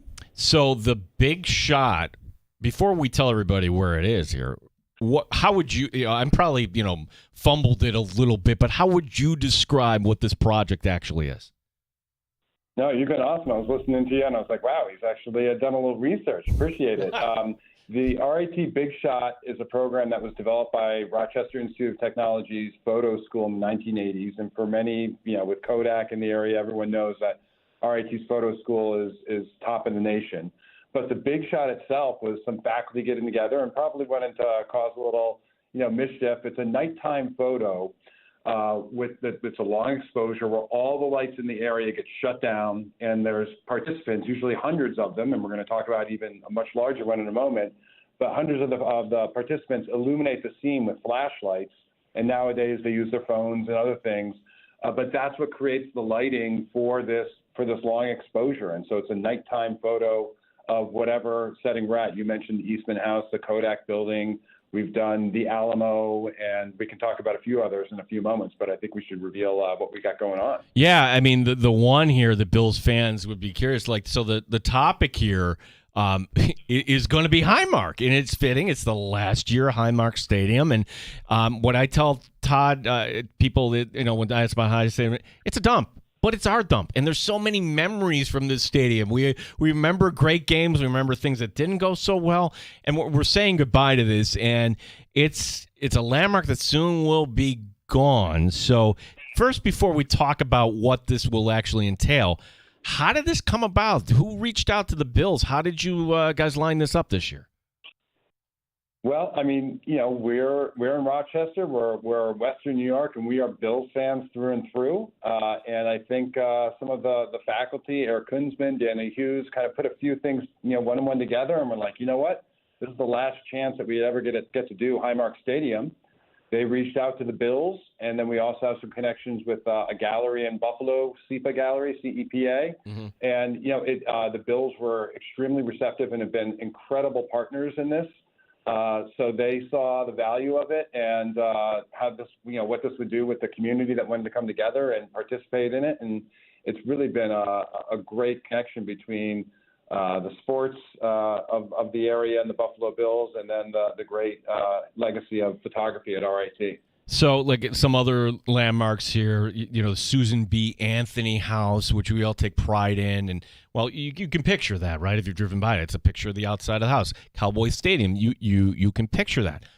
How do you shoot Highmark? Are you going to do it from the inside? Do you do it from the outside? Can you give us a teaser of what angle are you taking here? So, the teaser, there's no, the reveal is it's going to be from the inside. So participants that are taking part in this will be in the stadium. One of the elements of the big shot also is usually the photo groups are geeking out a little bit on the types of photography that they're going to use in the cameras. This is going to be a new technology with our partners Nikon and doing 360 photography of the stadium. And it's just going to be really amazing, a really fun time. Now, for Highmark, they had something completely different. The Hallmark movie. Todd, I know you're probably a big Hallmark movie, fan there, and we're gonna have the movie coming out. But that was something for fans that, okay, you could have been an extra, you could wait in line, and it was an experience. I couldn't commit that time, but for those that did, that's something that is memorable. Is this project, the RIT Big Shot, if you're a Bills fan, an opportunity to be involved in this art project? Is it available to anybody? Yeah, it totally is. And on that topic of the Hallmark movie, one of my colleagues here is a friend with the producer, and he was at that, and he said that the director was like, "Where the heck did all of these Bills fans come from?" And everyone was like, "This is Bills Mafia. This is people show out for their team, whether it's a Hallmark movie or in this case the Big Shot." So, as you might imagine, a nighttime exposure of this scale, which this enormous stadium that we all love, needs a lot of people to illuminate it. So working with the Bills, we're actually ticketing for 10,000 participants. Wow. And as of today, more than 8,000 of the tickets have already been claimed. So listeners, you'll want to get your tickets. I don't think we mentioned this, by the way, Gene, but this is free, FREE. Yeah. This is a free event for our Bills family and those that love RIT and photography to come out, have some good, clean fun in a landmark and that's so special to us and our sports team. It's going to be on the evening of Saturday, October 11th, and that's going to be at Highmark Stadium. Do you bring your own flashlight? How does that work? What should people bring? So, I would recommend bringing a flashlight. We've got 4,000 free flashlights that Nikon's donated that will just be handed out. And I'm remiss in not saying, to get more information and to get your tickets, all you need to do is go to this website, which is rit.edu/bigshot. Big Shot's all one word. You can also just Google the RIT Big Shot. But again, rit.edu/bigshot. And you can score your free tickets there. Yeah, our guest here, he is the Dean of Art and Design at RIT, Todd Jokel, our guest here. And the way it kind of lines up in the Bills schedule, with that being on a Saturday night, normally the team, or if they're on the road, they're out. No, they're still going to be around. They play on Monday Night Football against the Falcons a couple days later. Todd, might we be getting anybody from the organization perhaps stopping by? We hope so. We'll definitely have people. I mean, the Bills are going to be there. The Bills team of marketing and photography and stuff, they're all involved with this. And the reason that we were able to do it on that Saturday night, as you mentioned, is that the Bills play down in Atlanta on Monday night. Fingers crossed that we might see a few other members of the Bills team, but I can't guarantee anything at the moment. We'll have to see how it plays out. But certainly, if there are any of the Buffalo Bills out there listening, feel free to come on by, and we'd be happy to host you and give you a flashlight, and you can illuminate your favorite part of the stadium. Yeah, it should be a great time out there. And the one thing I do know at RIT, because it's such a great technical school, technology is like in the name of the school itself. Well, how could it not be? But the creativity, like the opposite side of this, and you guys highlight this every year with the Imagine Fest and everything. This is one of those annual art projects. Now, I'm going to ask you a question, and if you can't tell me how this is done for trade secrets, as you look through the RIT website. Again, it's rat.edu/bigshot. And you're seeing all these photos from these landmarks. You don't see any people. How are they all out of the photo? Do you have to crop them out? Are they, how does that kind of work when you're dealing with that many people all aiming in the same direction? So it's a great question. When you do nighttime photography, low light photography, and you have lights that are going on and off, you're spotting them on an area, and that's what's getting exposed on the film, or in this case, a digital sensitive chip. The people that are not, don't have lights shining on them, they're moving a little bit, and they don't get picked up. So for the most part, those images aren't erasing people or anything like that. They just don't get picked up because the light isn't on them. If you look, if you want to do a Where's Waldo, if you look through some of those images, you'll see some ghosted images of people in some instances. But again, that's you got long exposure. The people aren't lit and they're moving around, so they don't really get picked up. As I'm looking through, some of these images, and again, I love our city. I love some of the landmarks and some of the architecture. And I think one of the underrated buildings is actually the Sibley Building, which actually RIT has some space in there, and the Liberty Pole. And you did this, and I'm like, wow, I don't know what year this was, but that's something that, if you are into art, you might want that hanging up in your house around the holiday season. So my question is, there are certainly a lot of Bills fans. However, this artwork comes out that, hey, I might want that hanging up in my office or hanging up in my Bills room while the team is playing. Are you going to make this for sale, perhaps? Yeah, absolutely. So all of the RIT Big Shot photos are available if you just go to RIT/Shop One. Shop One. That's the site where, or the storefront that we have actually at RIT on our campus as well as online, where you can find amazing stuff from all of our students, alumni, faculty, and whatnot. And all of the RIT Big Shots are available there. And without question, the Big Shot at Highmark Stadium is going to be available there. And we also hope that in the new stadium that's quickly going up right across the street there, that we have a massive print of the Highmark one to pay homage to the older sibling of the new stadium that's going up. Now, Todd, if you grew up in New Haven, I'm just going to take a guess. If I'm connecting dots here, who your team is. I'm guessing you didn't grow up a Bills fan. You know this. There was one year the Giants played in the Yale Bowl, actually, right there. Did you grow up a Giants fan? Yeah. Who was your team growing up? Okay, so I've got a level with you. Growing up, I grew up a Dolphins fan. Oh, no. And it's because the first real Super Bowls I got into and was watching, Dan the Man was slinging the ball around, and that was the first real Super Bowl I remember having a rooting interest in. And I will say that over time, you got to stay true to who you have, but moved up here. The Bills are doing amazing. I've got kids that are a little bit younger, and they've just been diehard Bill fans ever since we moved here. Go to games every year, and my wife absolutely loves the Bills, Josh Allen, the whole deal. And so I while I won't ever give up on the Dolphins, the Bills are the team that I follow the most. Yeah, so I'm an adopted Bills fan at this point, if you catch it. It happens to everybody. Like if the team is good and you're in the community, you can't help but at least appreciate what this team is trying to accomplish. The RIT Big Shot, Todd, for folks that might be just kind of jumping in halfway through, this is coming up October the 11th. They want more info. They're ready to sign up. Tell everybody what they should do again. Okay, again, the RIT Big Shot, it's taking place at Highmark Stadium. That's right, the Bills, home of the Buffalo Bills. It's going to be taking place on Saturday, October 11th in the evening. It's a nighttime, long exposure of that stadium. We're expecting about 10,000 people to it. The tickets to it are free, Free. You can get them by going to rit.edu/bigshot or just Googling the RIT Big Shot. And I should also mention, Gene, for those that want to have a little bit of a VIP experience, there is a pre-reception that is taking place. You do not need to do this if you don't want to, but you can purchase a ticket, come and have food and beverage, and get yourself feeling good for the Big Shot. That starts at 5 o'clock. Those tickets are also available at rit.edu/bigshot. You don't have to do that, obviously. If you just want to do the free stuff, that's what we're here to get the community involved in.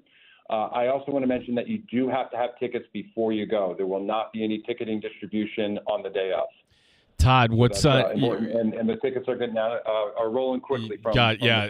Yeah. I would think that you coming on today alone is going to push it forward a little bit. Todd, what? Last one. Like, what's on your hit list? Like, like what would be like you're discussing? All right, not you're already on the next thing, but like where would be some places, whether that's Western New York or around the globe, that would be great for on the big shot list here.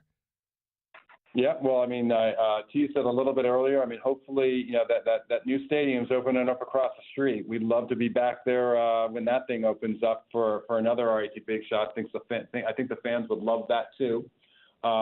We were supposed to be doing the Capitol in Albany. That was right around COVID, and that's been pushed a couple times. So we hope to get back there. And then we had a wonderful benefactor who we lost last year named Henry Navas, who helped to endow this really fun program that brings together our artist community and the community at large. And we, right before COVID, we were setting up this shot in India, these stepwells, which are pretty amazing. So hopefully we'll be able to get back there and do that sort of as an honor to Henry's vision. And who knows, we've got a great campus. RIT's got a wonderful campus in Dubai. We've talked about going and photographing there as well. So the sky's the limit, but we'll certainly be doing them in this area too for our fans and people that want to come out and enjoy a great evening and create something. Well, Todd, the Tiger hockey team's playing that night. I'll be thinking of you. I definitely would have been there, but I can't wait to see how this turns out. Todd Jokel, Dean of Art and Design at RIT. Fun conversation, Todd. Thank you for reaching out and sharing this with our audience, and I don't have any doubt that you'll have 10,000 signed up pretty soon here.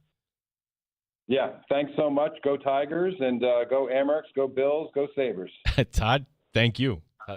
Todd Jokel, Dean of Art and Design at RIT. It's like, oh, you come on out. I'm like, oh, darn, I can't make it that night. But that was a fun conversation, and good to see that they're doing that sort of thing. I just don't know how they crop all those guys out, all these kids. We're going to get 10,000 people, and the stadium looks invisible. It's part of the art, man. Part of the art, man. I just looked it up when we were having the discussion. They've done some really cool ones. The one that they did on campus looked awesome. Mm-hmm. It's a really cool project that looks like it's fun to be a part of. Yeah, the landmarks, you're like, oh yeah, Eastman House, Susan B. Anthony House. Things that we become blind to in our own community. These are places that we should take great pride in. And again, it's what I'm looking at too when I see the Sibley building with the Liberty pole lit up, like, wow, that looks like something you would actually want hanging in your home on a holiday. And again, I have no idea how much they charge for it, but something that you love seeing these students put to use there. We'll take a quick break. We'll go over some of the headlines in the NFL today. We've got happy hour coming up your way, and also your phone calls always welcome at 866-4FAN, 866-4326 here on the Fan Rochester. You're listening to the Sports Bar.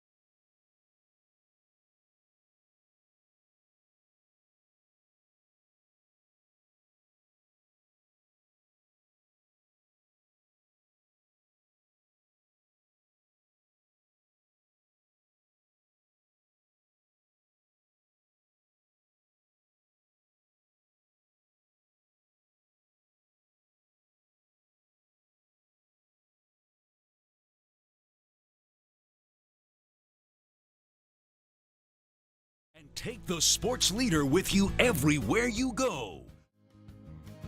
I have an idea here, Tim, I want to run past you. All right. So, like improving the Bills roster. Welcome back here. 866-4FAN, 866-4326. If you missed our conversation about the RIT Big Shot event that's going to come up on October the 11th, that's at Highmark. It's free, but you got to register for the tickets. It's limited at 10,000. That's a cool event.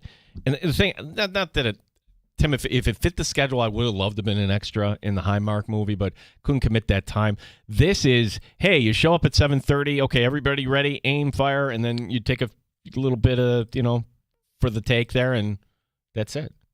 And then you're part of history there. So. It looks fun.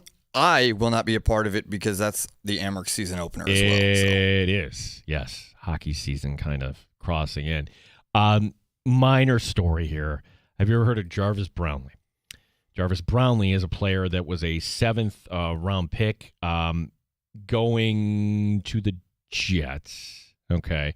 Actually, second-year player, 17 games. He was a 5th-round pick. I beg your pardon. And this comes back for a 7th-round pick. Okay, that doesn't make any sense. He's starting games for the Titans, and you're getting only a 7th-round pick. So the question was asked to Titans head coach Brian Callahan. Does this mean that there's going to be a fire sale here in Tennessee? Which I think, Tim, is a legit question. It's fair to ask. Fair to ask. Callahan, I don't think so. Ding. Yeah, right. Ding. Let me find that ding, one. Ding. I don't think so.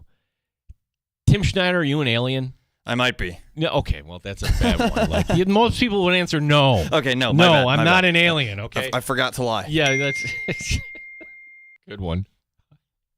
Yeah, Callahan pretty much saying, yeah, anybody.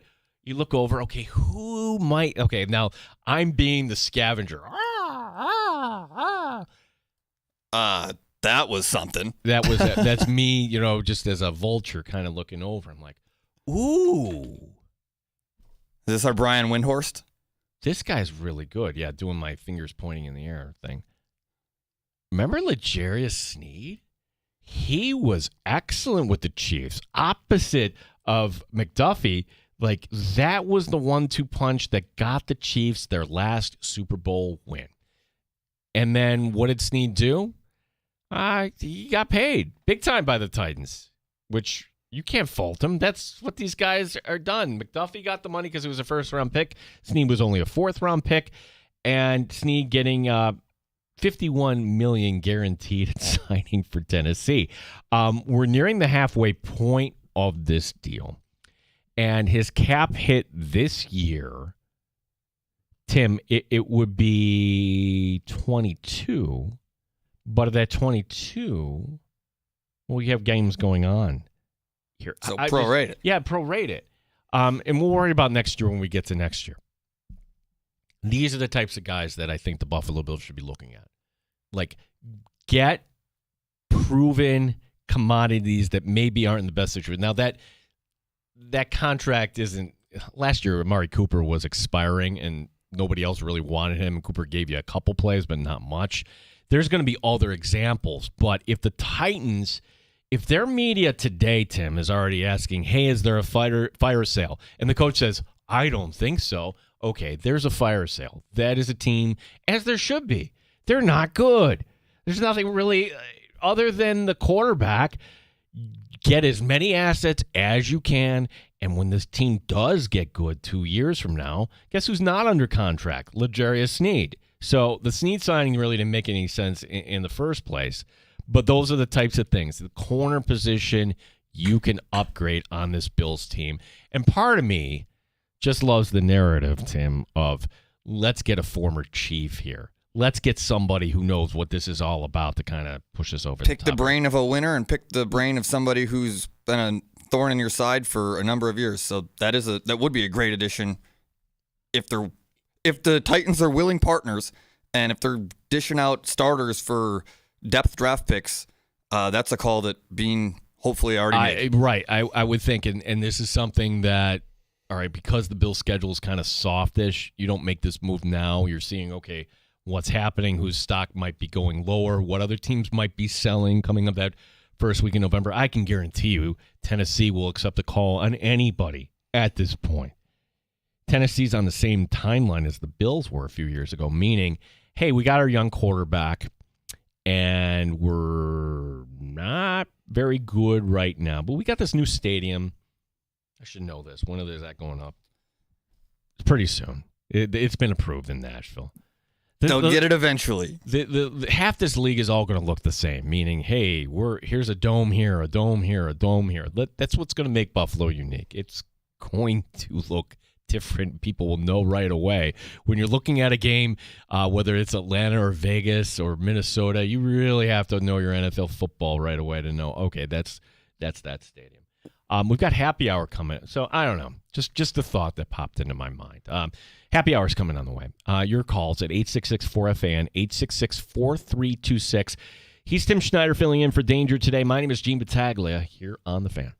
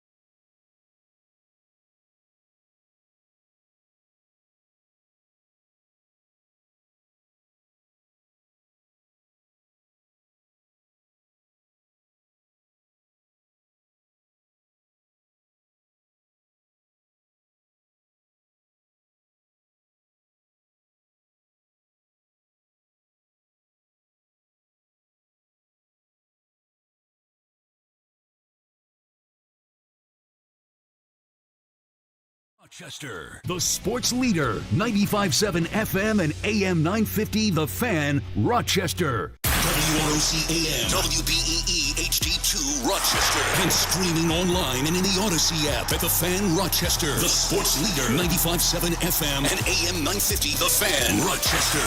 An Odyssey sports station. The Fan, Rochester. Sports update. Bill's back at work today getting ready for the Saints. Ed Oliver, Matt Milano, Spencer Brown, all not practicing. Brown actually getting dinged up in the Dolphin game last Thursday. A.J. Epineza limited today with a pec injury. Head coach Sean McDermott also giving us an update on kicker Tyler Bass. Again, moving in the right direction, but don't know at this point. Is it going to be next week? Will it be 2 weeks, 3 weeks? We'll see. Meanwhile, Maxwell Harrison working out light on the side today. No timetable has been set for the rookie. Harrison seen wearing a knee brace today. Guardians DH David Fry, he got hit in the face last night. Scary situation. He's out 6 to 8 weeks essentially this season with facial fractures. The Yankees clinch a playoff berth last night. Yankees again hosting the White Sox. The Mets now go ahead in that last wild card chase as they are in Chicago again against the Cubs. Gene Battaglia, The Fan, Rochester. It's time to start the show and talk about the sports we saw. Inside jokes and takes from Danger and Battaglia. Bills and the Sabres and the Amherst. Who gave a microphone to these jerks? Welcome to the sports bar, that's where you are. Welcome to the sports bar, that's where you are. Welcome to the sports bar, that's where you are. With Danger and Battaglia. Yep. Anybody who has like a teenager or somebody right around that area, particularly if it's a boy, and the one thing I don't understand, and this will sound like an old manish, but this trend of I'm watching others play video games. Never quite. Are you one of those guys, Tim? I am not. No, I do know that it's a thing, and I don't quite understand it. I don't quite understand it either. Like, but there's a big following for a lot of people. So we're hypocrites. I've been so dialed in, and it's different in a good way. You know, I love having Danger here, but you come in and you're doing your thing. But when you come in, we have different responsibilities on the show, and not even realizing okay, I'm going to look up, and normally I'm seeing, whatever's on ESPN or whatever game is on, and I'm like, oh my gosh, 2 hours have gone by. I didn't turn the monitor off of One Bills Live, which we keep on in the show. It's still on MSG, and they're showing poker. Yeah, from 2022, old poker, not even new. Right, so, how is that different than me saying, hey, kid, why are you watching a video? Watching somebody else play poker, that's no different, right? When I was in high school, back when the World Series of Poker kind of boomed 20 years ago, that was compelling television. I can't get myself, maybe I've grown up, maybe my taste has changed, but this does nothing for me at 37 years old. But in high school, I loved it. So there must be something to it as the human brain develops. This stuff is fun at 16, 17, 18, but not for me anymore. Well, I'm going to make a confession, and I know in our town this might be, but I'm just trying to be honest with people. So maybe you're keeping it real. I'm not a big Ryder Cup guy. I think that it's an event that when it comes around every 2 years, it's cool. If you love golf, and I do like golf. I love the majors. I love chasing the storylines. I love seeing, but to me, Tim, where this drops in on the calendar, I'm not going to be faking it and saying I'm watching all weekend when you've got this great college football action. You got the Bills Sunday at 1 o'clock, and maybe the Ryder Cup wraps up a little after that. I don't know how this is going to time out. It's, oh, wait a second, how is this scored again? It's just too much. I might like it if we're in a slower time of the period of the calendar of the sports year, but I'm not going to say here, if you're hoping that we're going to give you a detailed breakdown of the Ryder Cup or is the U.S. ready to reclaim this? See, I'm aware of the broad strokes here, Tim. I'm aware of certain things that go on. I was actually at the one at Oak Hill in 1995. That's how old I am. But I'm not going to pretend that I'm going to give you some hot Ryder Cup action here. To me, it gets lost in the shuffle. And for that reason, I can't get behind it. It's certainly on my list of things to do this week. I do watch it. I'm not going to fully invest in it just because, like you said, we've got college football, NFL, hockey even is picking up. You've got baseball playoffs. There's a lot going on for me to fully invest in the Ryder Cup, but I will absolutely watch a little bit of it, and I do like it. I just like you said, there's a lot of intricacies to it that it's not a real golf tournament, but I will watch it for the sake of it being something that I consider somewhat important. So the one thing with baseball, and they do a lot of things wrong. Okay, yes, like Manfred, everything, everything. We could list, and a lot of things they're proposing dumb. Do not realign. Do not realign. But I'm one voice, and they're going to realign. The one thing that I do think they got right a few years ago was this, that it's next to near impossible, whether you're the Ryder, to compete with the NFL on a Sunday. But this is how baseball has to conclude the regular season.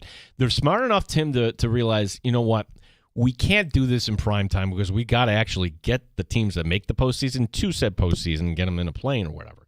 They can't go 1 o'clock because they would get completely buried. But what if they started the games mid-afternoon to finish up against the late afternoon game? So the late afternoon game we'll all be watching. If you're not going to the Bills and the Saints game, or maybe even if you are and you'll get home in time, you'll be watching Ravens-Chiefs. So the counter program to Ravens-Chiefs is going to be baseball. All these games, Tim, start at, I can't say the same exact time, in a window between 3:05 p.m. and 3:20, which if you love baseball and all the action, and considering you've got Tigers and Red Sox at Fenway, do you really think either of these teams are going to figure this out? You've got the Mets. Do you really think the Mets are going to wrap things up by that point?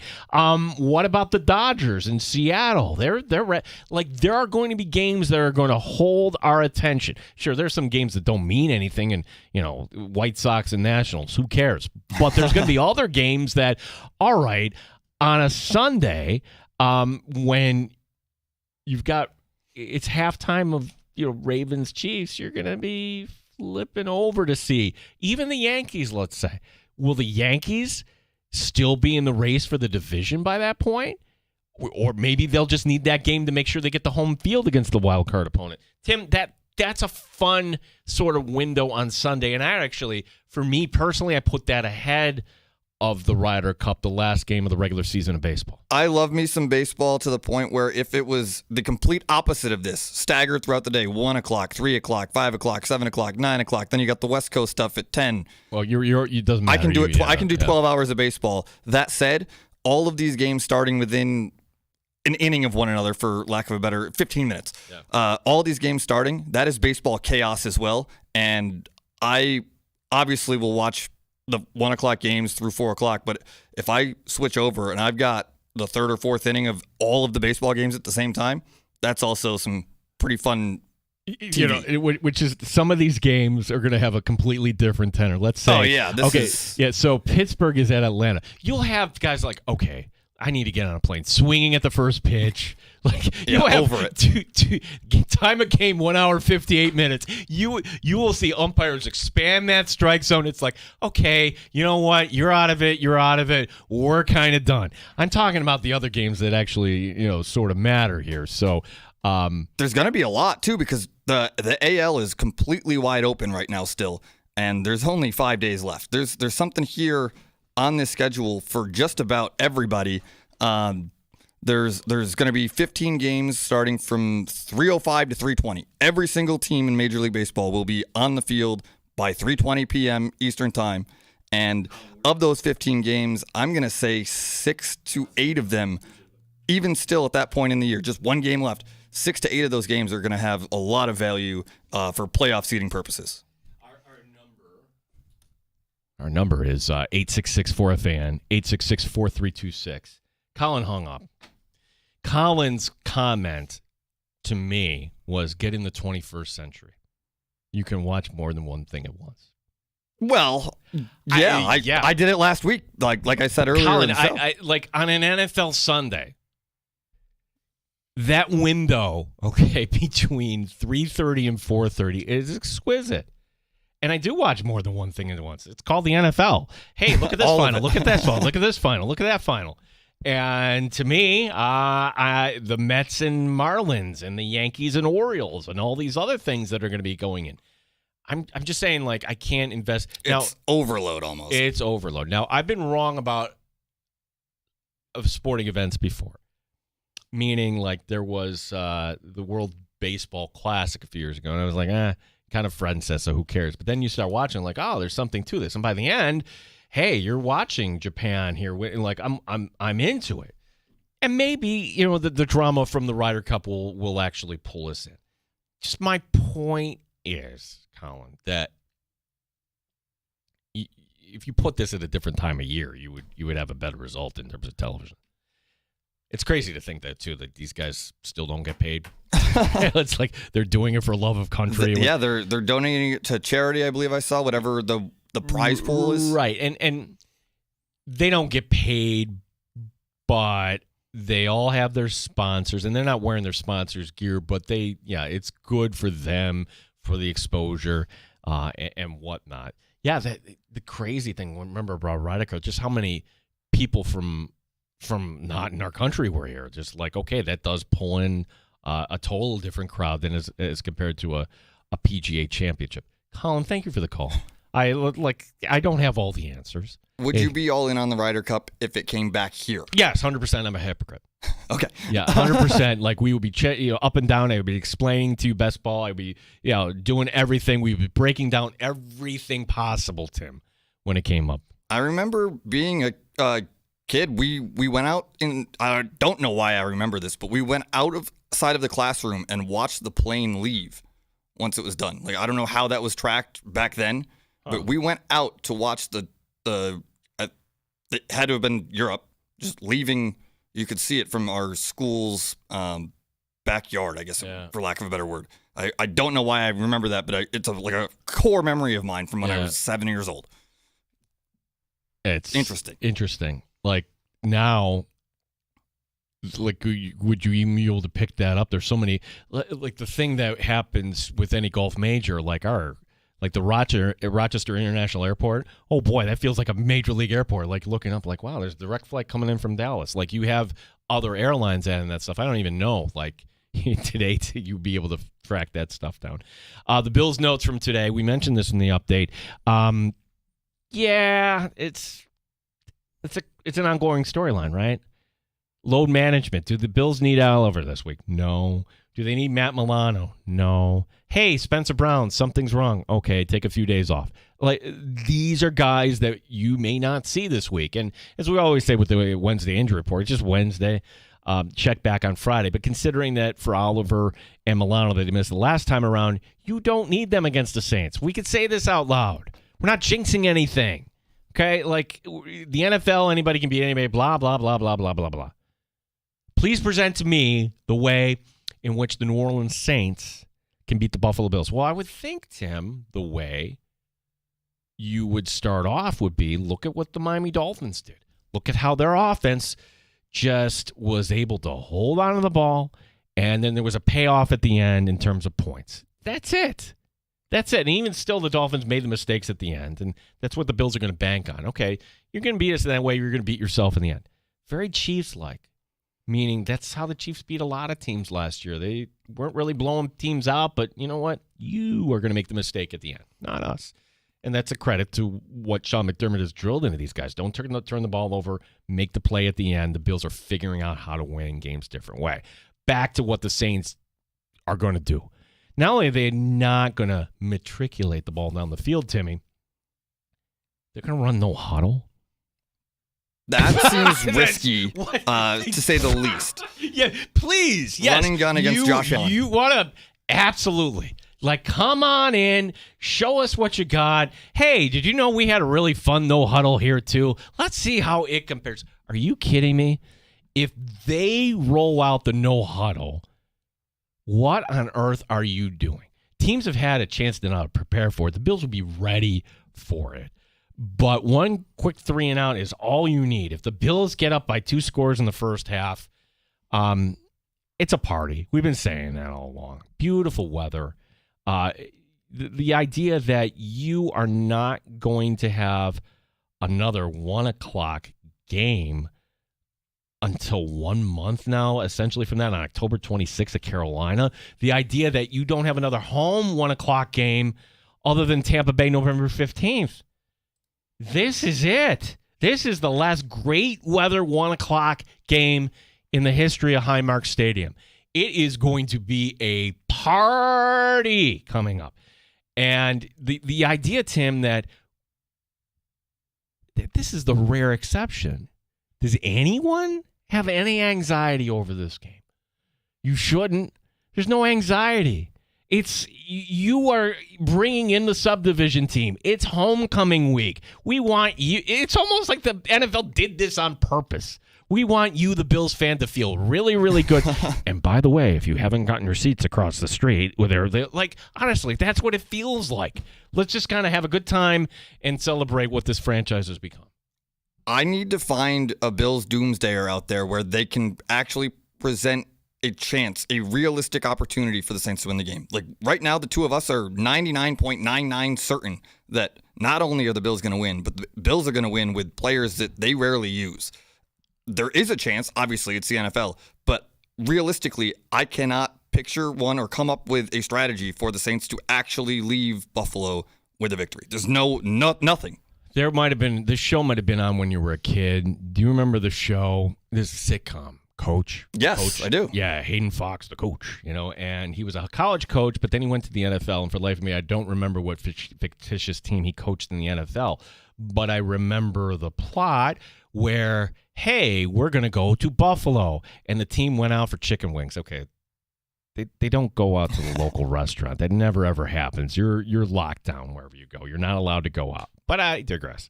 And the team got food poisoning, and they won. Now, Michael Jordan. Yeah, like when the Cowboys came in, that was that night game.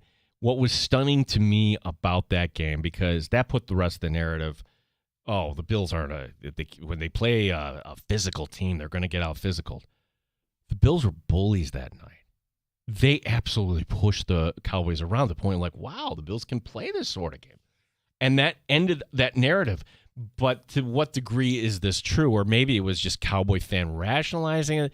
I never heard the conclusion or anybody got to the bottom of the story. Was there actual food poisoning or there's some sort of bug going around in the Cowboy locker room? Tim, there are variables like that in the world that do exist. Beyond those variables that we do not want to speak into existence, I don't see it. And the idea that, hey, any team could turn the ball over. That's 25 straight games you haven't had one lost the takeaway giveaway. The Bills haven't turned the ball over on offense in 3 games here this season. It's fantastic. The Saints are coming in. Somehow Vegas is lowering the spread, which that is what the Bills are playing against. I get the reason why. Because I see a scenario where, hey, it's really comfortable. Great, let's put Trubisky in. Yay. Hey, there's Codrington playing at corner. Like anybody you would want to get a breather. Tim, hey, it may have a glorified preseason feel to this game in the fourth quarter. If that's the case, well, that invites garbage points and the backdoor cover, as they call it by the Saints. I could see a scenario where Saints get a late touchdown and all of a sudden it's a 15-point game and people will be losing their mind. Right. Like the Bills this week are playing a point spread. The victory, like you said it yesterday, the survivor pick, never been easier, I don't think. No. No. And there's no way. And you know what you laugh about the survivor pick, Tim? It's this, that somebody will be like, and we talked about this with PJ, hey, you could save the Bills and maybe go with another team. Sure. You just saw Cleveland's defense and what they did to Jordan Love. You want to take Detroit this week? I think I'm going to take the Bills and I'll be good. And I'm going to worry about next week. And maybe that, in the end, Tim, that philosophy, like, well, you could have done this back in week 3. I'm not worried about that. I statistically, I think this is the better path just to make sure we get to the next week. There is a scenario, too, where, hey, you get to week 16 and you're out of teams, or you've got to pick a really bad underdog, which you worry about that later, though. Yeah, there's so many things you don't know about this season. You don't know about sports in general, if I may segue. Tim wearing his Guardians stuff. 2 weeks ago, I think you were in. 2 weeks ago. 2 weeks ago today, the Guardians were 9.5 back in the division. Waiting for it to be over. And technically, right now, by the tiebreaker, they're ahead of Detroit. This will go down as one of the greatest comebacks in baseball history, and we don't even do the divisional thing anymore. Now, the sad part is, Tim, like, hey, maybe it's just kind of a footnote, and you have Toronto and Seattle as the ALCS. Okay, maybe that happens. But what if? What if the Guardians, and because baseball has done this, I might just root for chaos.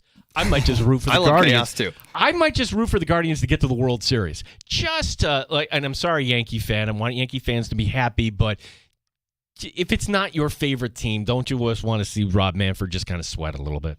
Absolutely. And this Cleveland team, every time that they have a season that is memorable with making the playoffs or a playoff run, something weird happens right before the playoffs start.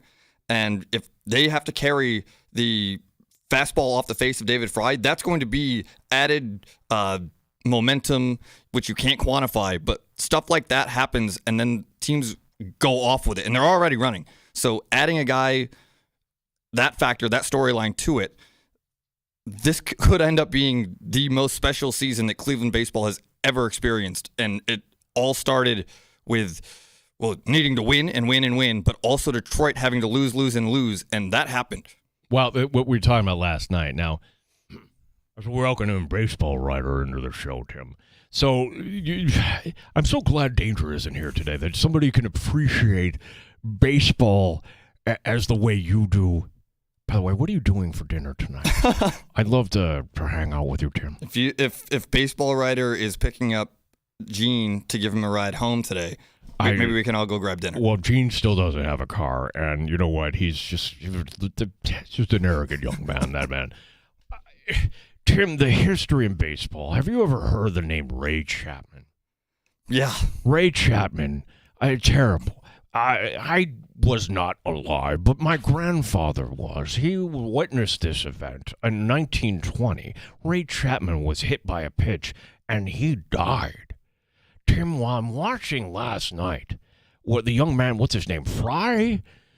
First of all, young man, you need to learn how to square around properly. You leaned into that pitch.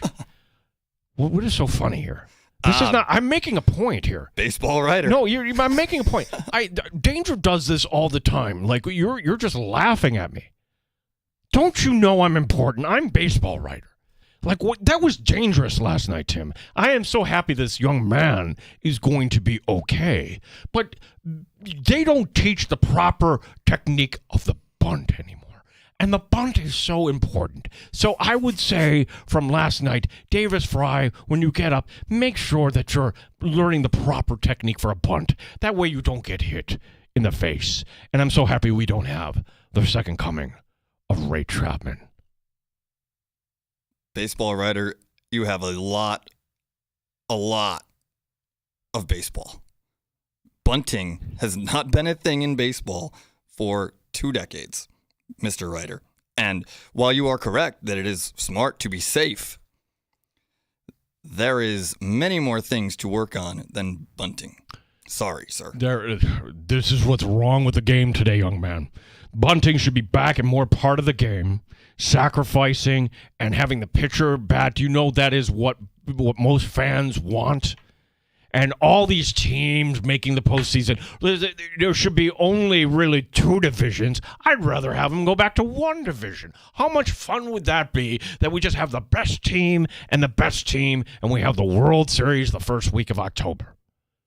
Mr. Ryder, you either adapt or you die, and I think that you have perished.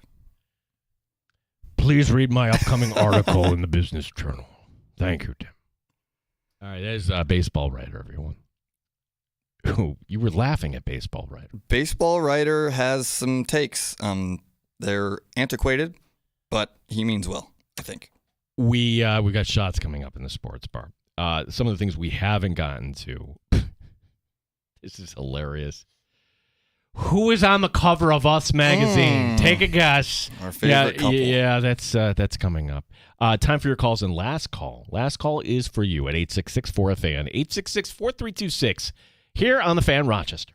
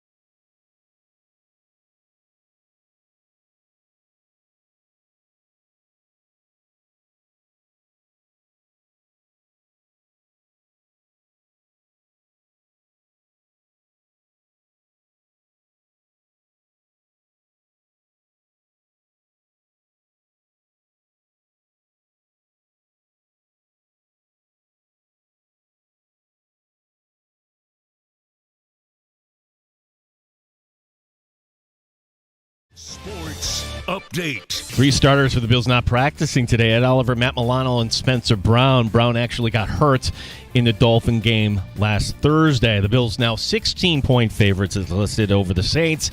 Head coach Sean McDermott says he's ready for the Saints no huddle. Making sure our players are aware of it and ready for it. You know, they've used it pretty much in all 3 games, and it's a big part of their offense. Because of that, it has to be a piece of our defense this week, and, you know, the things that come from it are multiples.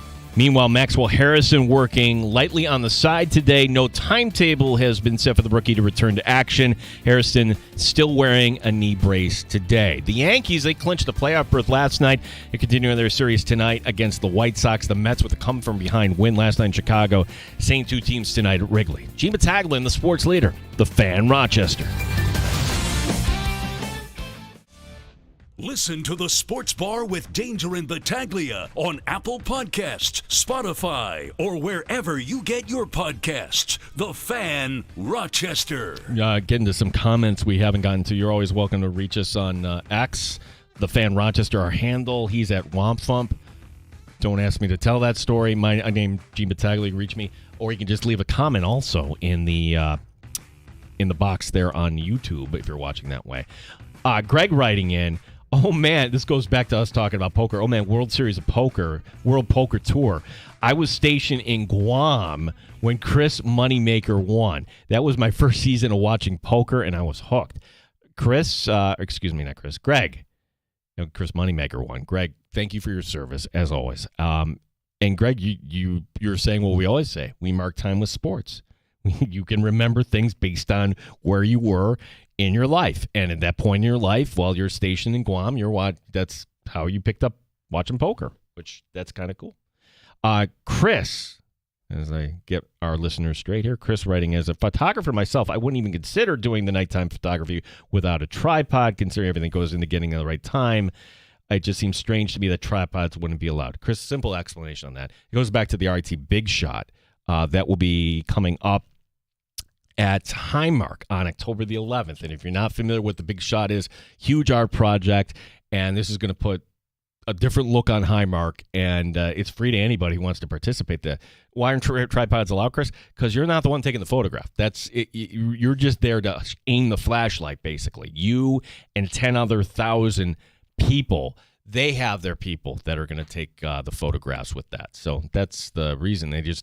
They don't want anybody to get confused by bringing tripods. Just flashlight, and even if you don't have a flashlight or you forgot it, they're gonna have one there. Although, would cell phones kind of do that too now, Tim? I would think. Yeah, I think that's what they mentioned. Yeah. If you got the light on your phone, you can use that. Yeah. So you are readily accessible, even if you don't realize it. Yeah, it's going to be taken inside the stadium, and I'm curious how that will look.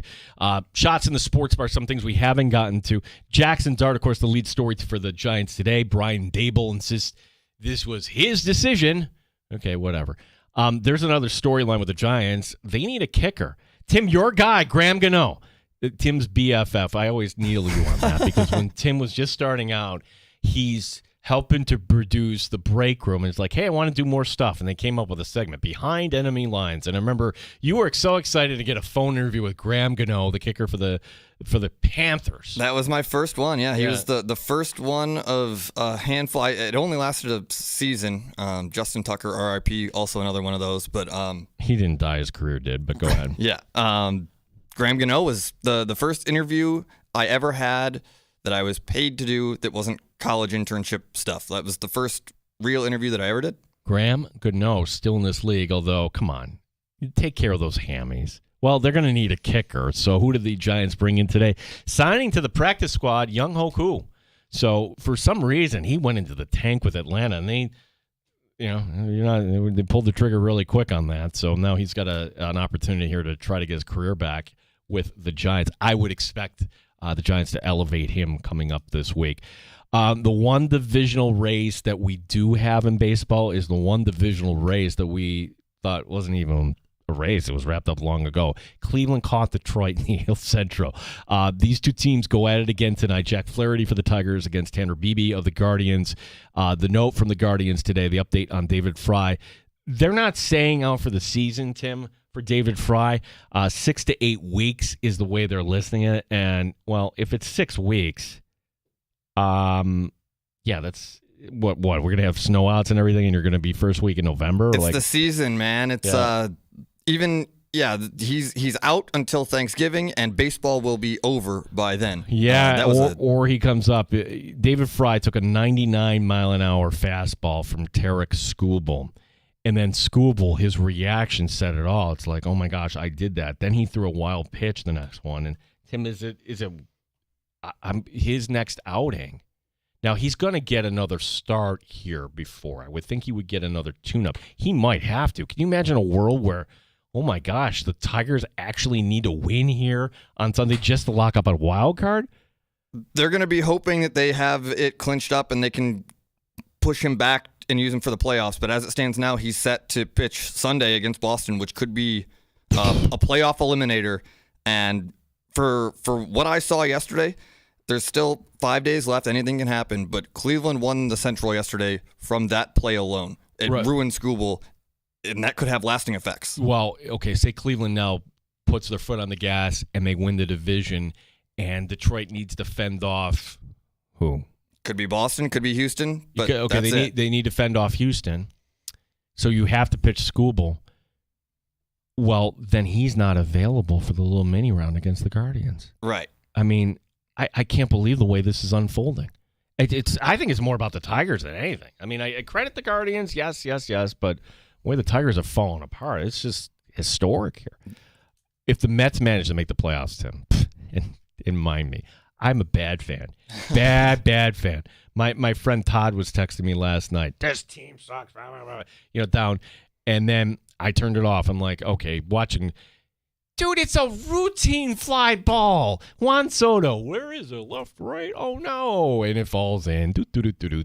And Peterson, no more. No more David Peterson for the Mets on this year.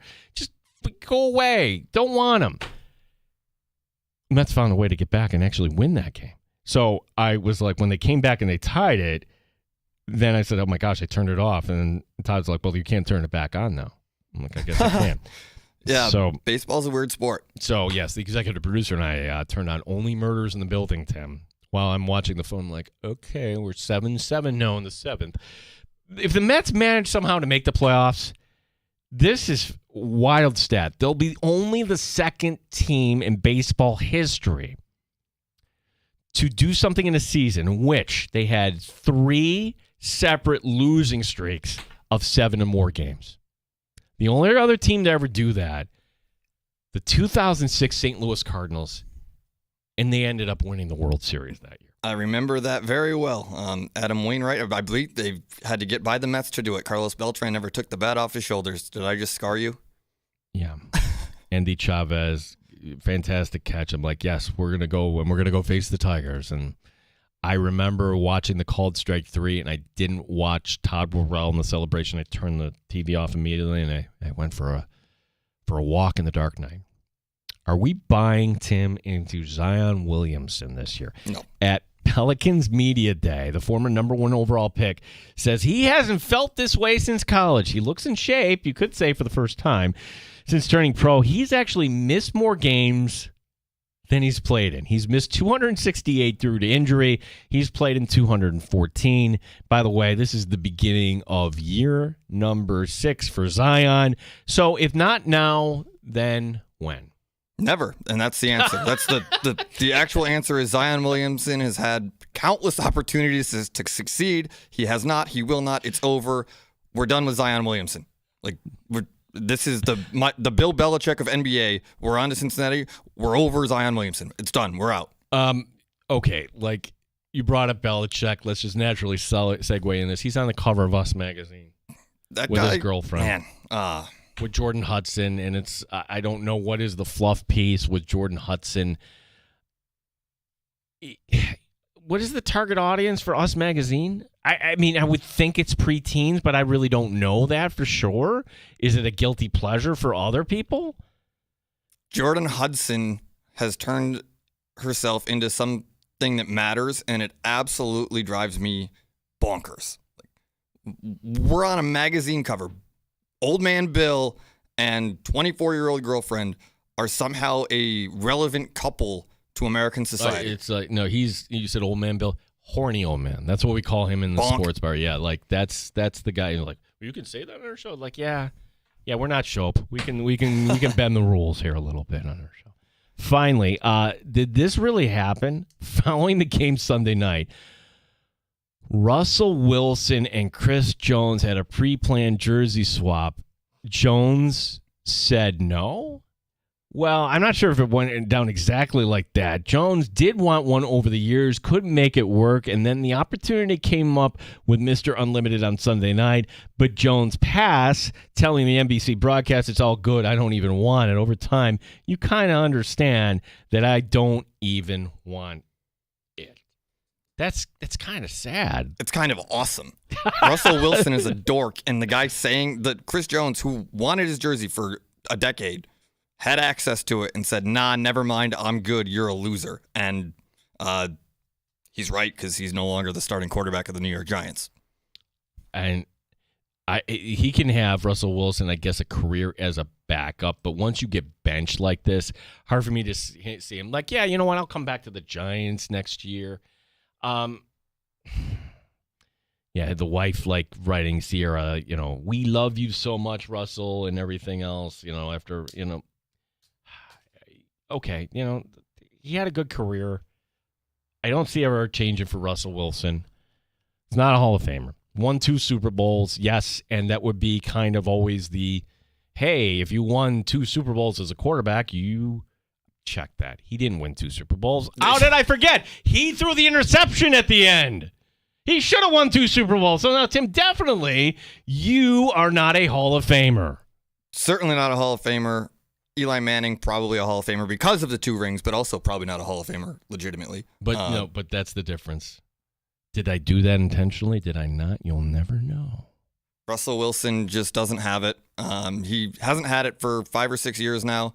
And again, for his peers to say that on national television, I respect that. Just a weird guy. Just a weird, socially something's off. He never quite figured it out. We're to the point where maybe he gets a thing in television. I don't know. Like Matt Ryan could do it. I guess Russell Wilson could do it. Last call is in the sports bar. We will take your calls and set you up for the show tomorrow. What a lineup we got for you tomorrow. Excited to tell you what we got coming up. And we'll tease something on Friday. I can't tell you, but it'll be a cool day in our town. 866-4FAN. I'll definitely tell you what's up tomorrow, but 866-4FAN, 866-4326. Last call is for you next here on the Sports Bar.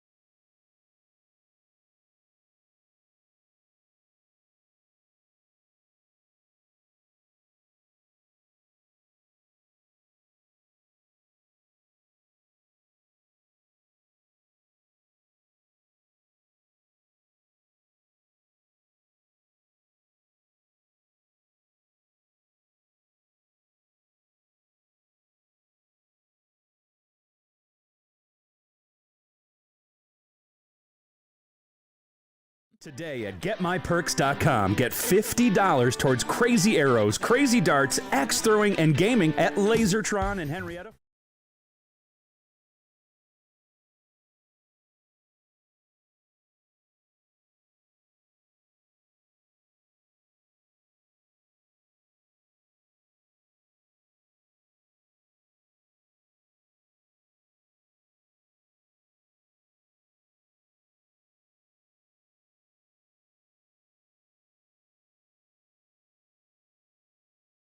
Taglia on the sports leader, 95.7 FM and AM 950 The Fan, Rochester. And we talked about Belichick being on with his girlfriend on the cover of Us Weekly, which I suppose if you're this is the last thing I want to see at the checkout line, like, oh, yeah, that's not an impulse buy I want.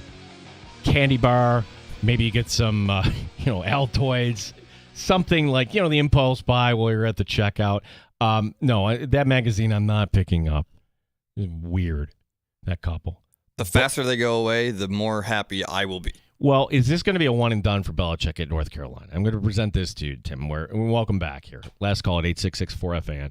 The Tar Heels aren't good this season. They could get whacked by Clemson.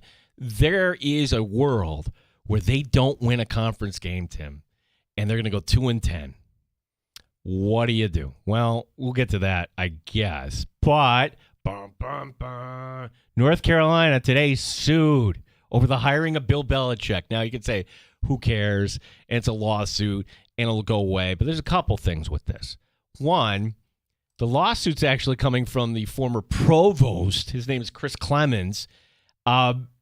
He says he was forced to resign for leaking information about this, and this was all done behind closed doors. Now, this goes way over my head, and if you're an HR representative, you probably get the gist of this, but if you're working for a public institution like the University of North Carolina, guess what you have to do? You actually have to do everything above board. There can't be any secret thing behind closed doors and here's the money and we're not going to interview anybody else. In fact, that's the way it is with most publicly traded companies or just most businesses in general, but especially if you are taking tax dollars and there wasn't the proper process. Well, this guy who alleges that he got fired, I don't know where this will go, Tim, but it's just another thing that we just kind of pile on. Sometimes piling on, it's just not cool. You don't want to be like the last one to do it, but I haven't gotten tired of piling on Bill Belichick here. Like this guy who lost his way, didn't know when to exit stage right. Okay, maybe your marriage was failing. It wasn't even a marriage. It was your girlfriend. Whatever it was, none of my business. But you've just ruined your whole legacy. Yeah, the Bill Belichick doing things underhanded, I just can't fathom a true upstanding citizen like Bill Belichick would do something that is ill-advised. Apparently they had a closed-door meeting on December 12th of last year. And then the vote officially came after. So this meeting was behind closed doors where they come to an agreement, and then we're going to put it to the board. Oh, by the way, we have somebody. The board's probably like, oh, yes, Bill Belichick. Yeah, where other NFL teams, the one thing I've learned about NFL security, it goes way deeper than you can imagine. NFL security, you have top professionals. You don't think they knew how the end of days in New England went? And, hey, if you're an opposing team that's ready to start your search, tell me about, I don't think we want to go down that road here. Yeah, if the NFL was paws off Bill Belichick, I think that there was a pretty apparent reason for it. So now that being said, Tim, I want to see McDaniel get fired in Miami, Belichick down in Miami, have the girlfriend walk around. Yeah, that would be chaos. Yeah, it would be chaos. And that's the one thing we do root for. Bobby Hebert stopping by the sports bar tomorrow. Legendary media personality, WWL, New Orleans, legendary station. We're 20 years removed from Katrina, but Bobby Hebert, former Saints quarterback. We'll talk about these Saints tomorrow. And also Andy Behrens from the Deep Shot, as we will set you up for your fantasy lineups on a Thursday. Andy back at 4:25. We mentioned something coming up on Friday. I can't tell you, okay? But if you love Rochester sports, you'll want to be with us on Friday's show, which Tim, you will be. You're with us. I'm with you all week. Yep. You're not shotgun, man. You're co-hosting. Like it's like Danger's got to be worried here, man. You're like you're pushing for time. You're coming in to compete. We want just competition here in the sports bar. Carrying the clipboard. So that's it. Great show we had today. Our special thanks to Todd Jokel, the Dean of Art and Design, talking about the RIT Big Shot coming up at Highmark. Also, PJ Glasser from Send It In giving us winners for this week. If you missed any of the show, want to just go back and listen, you can download the Odyssey app. It's absolutely free, and listen in the rewind feature. Also, you can kind of listen to other things like New York Mets baseball, other great things you can listen to for free in the Odyssey app. We've got the JR Sport Brief coming your way next. Thanks for making us part of your day. For Tim Schneider, my name is Gene Battaglia, and yes, I can hit a post. Of course I can. I know the back time is. Don't let Danger tell you otherwise. This is The Fan, Rochester. Have a good night, everyone. You're listening to the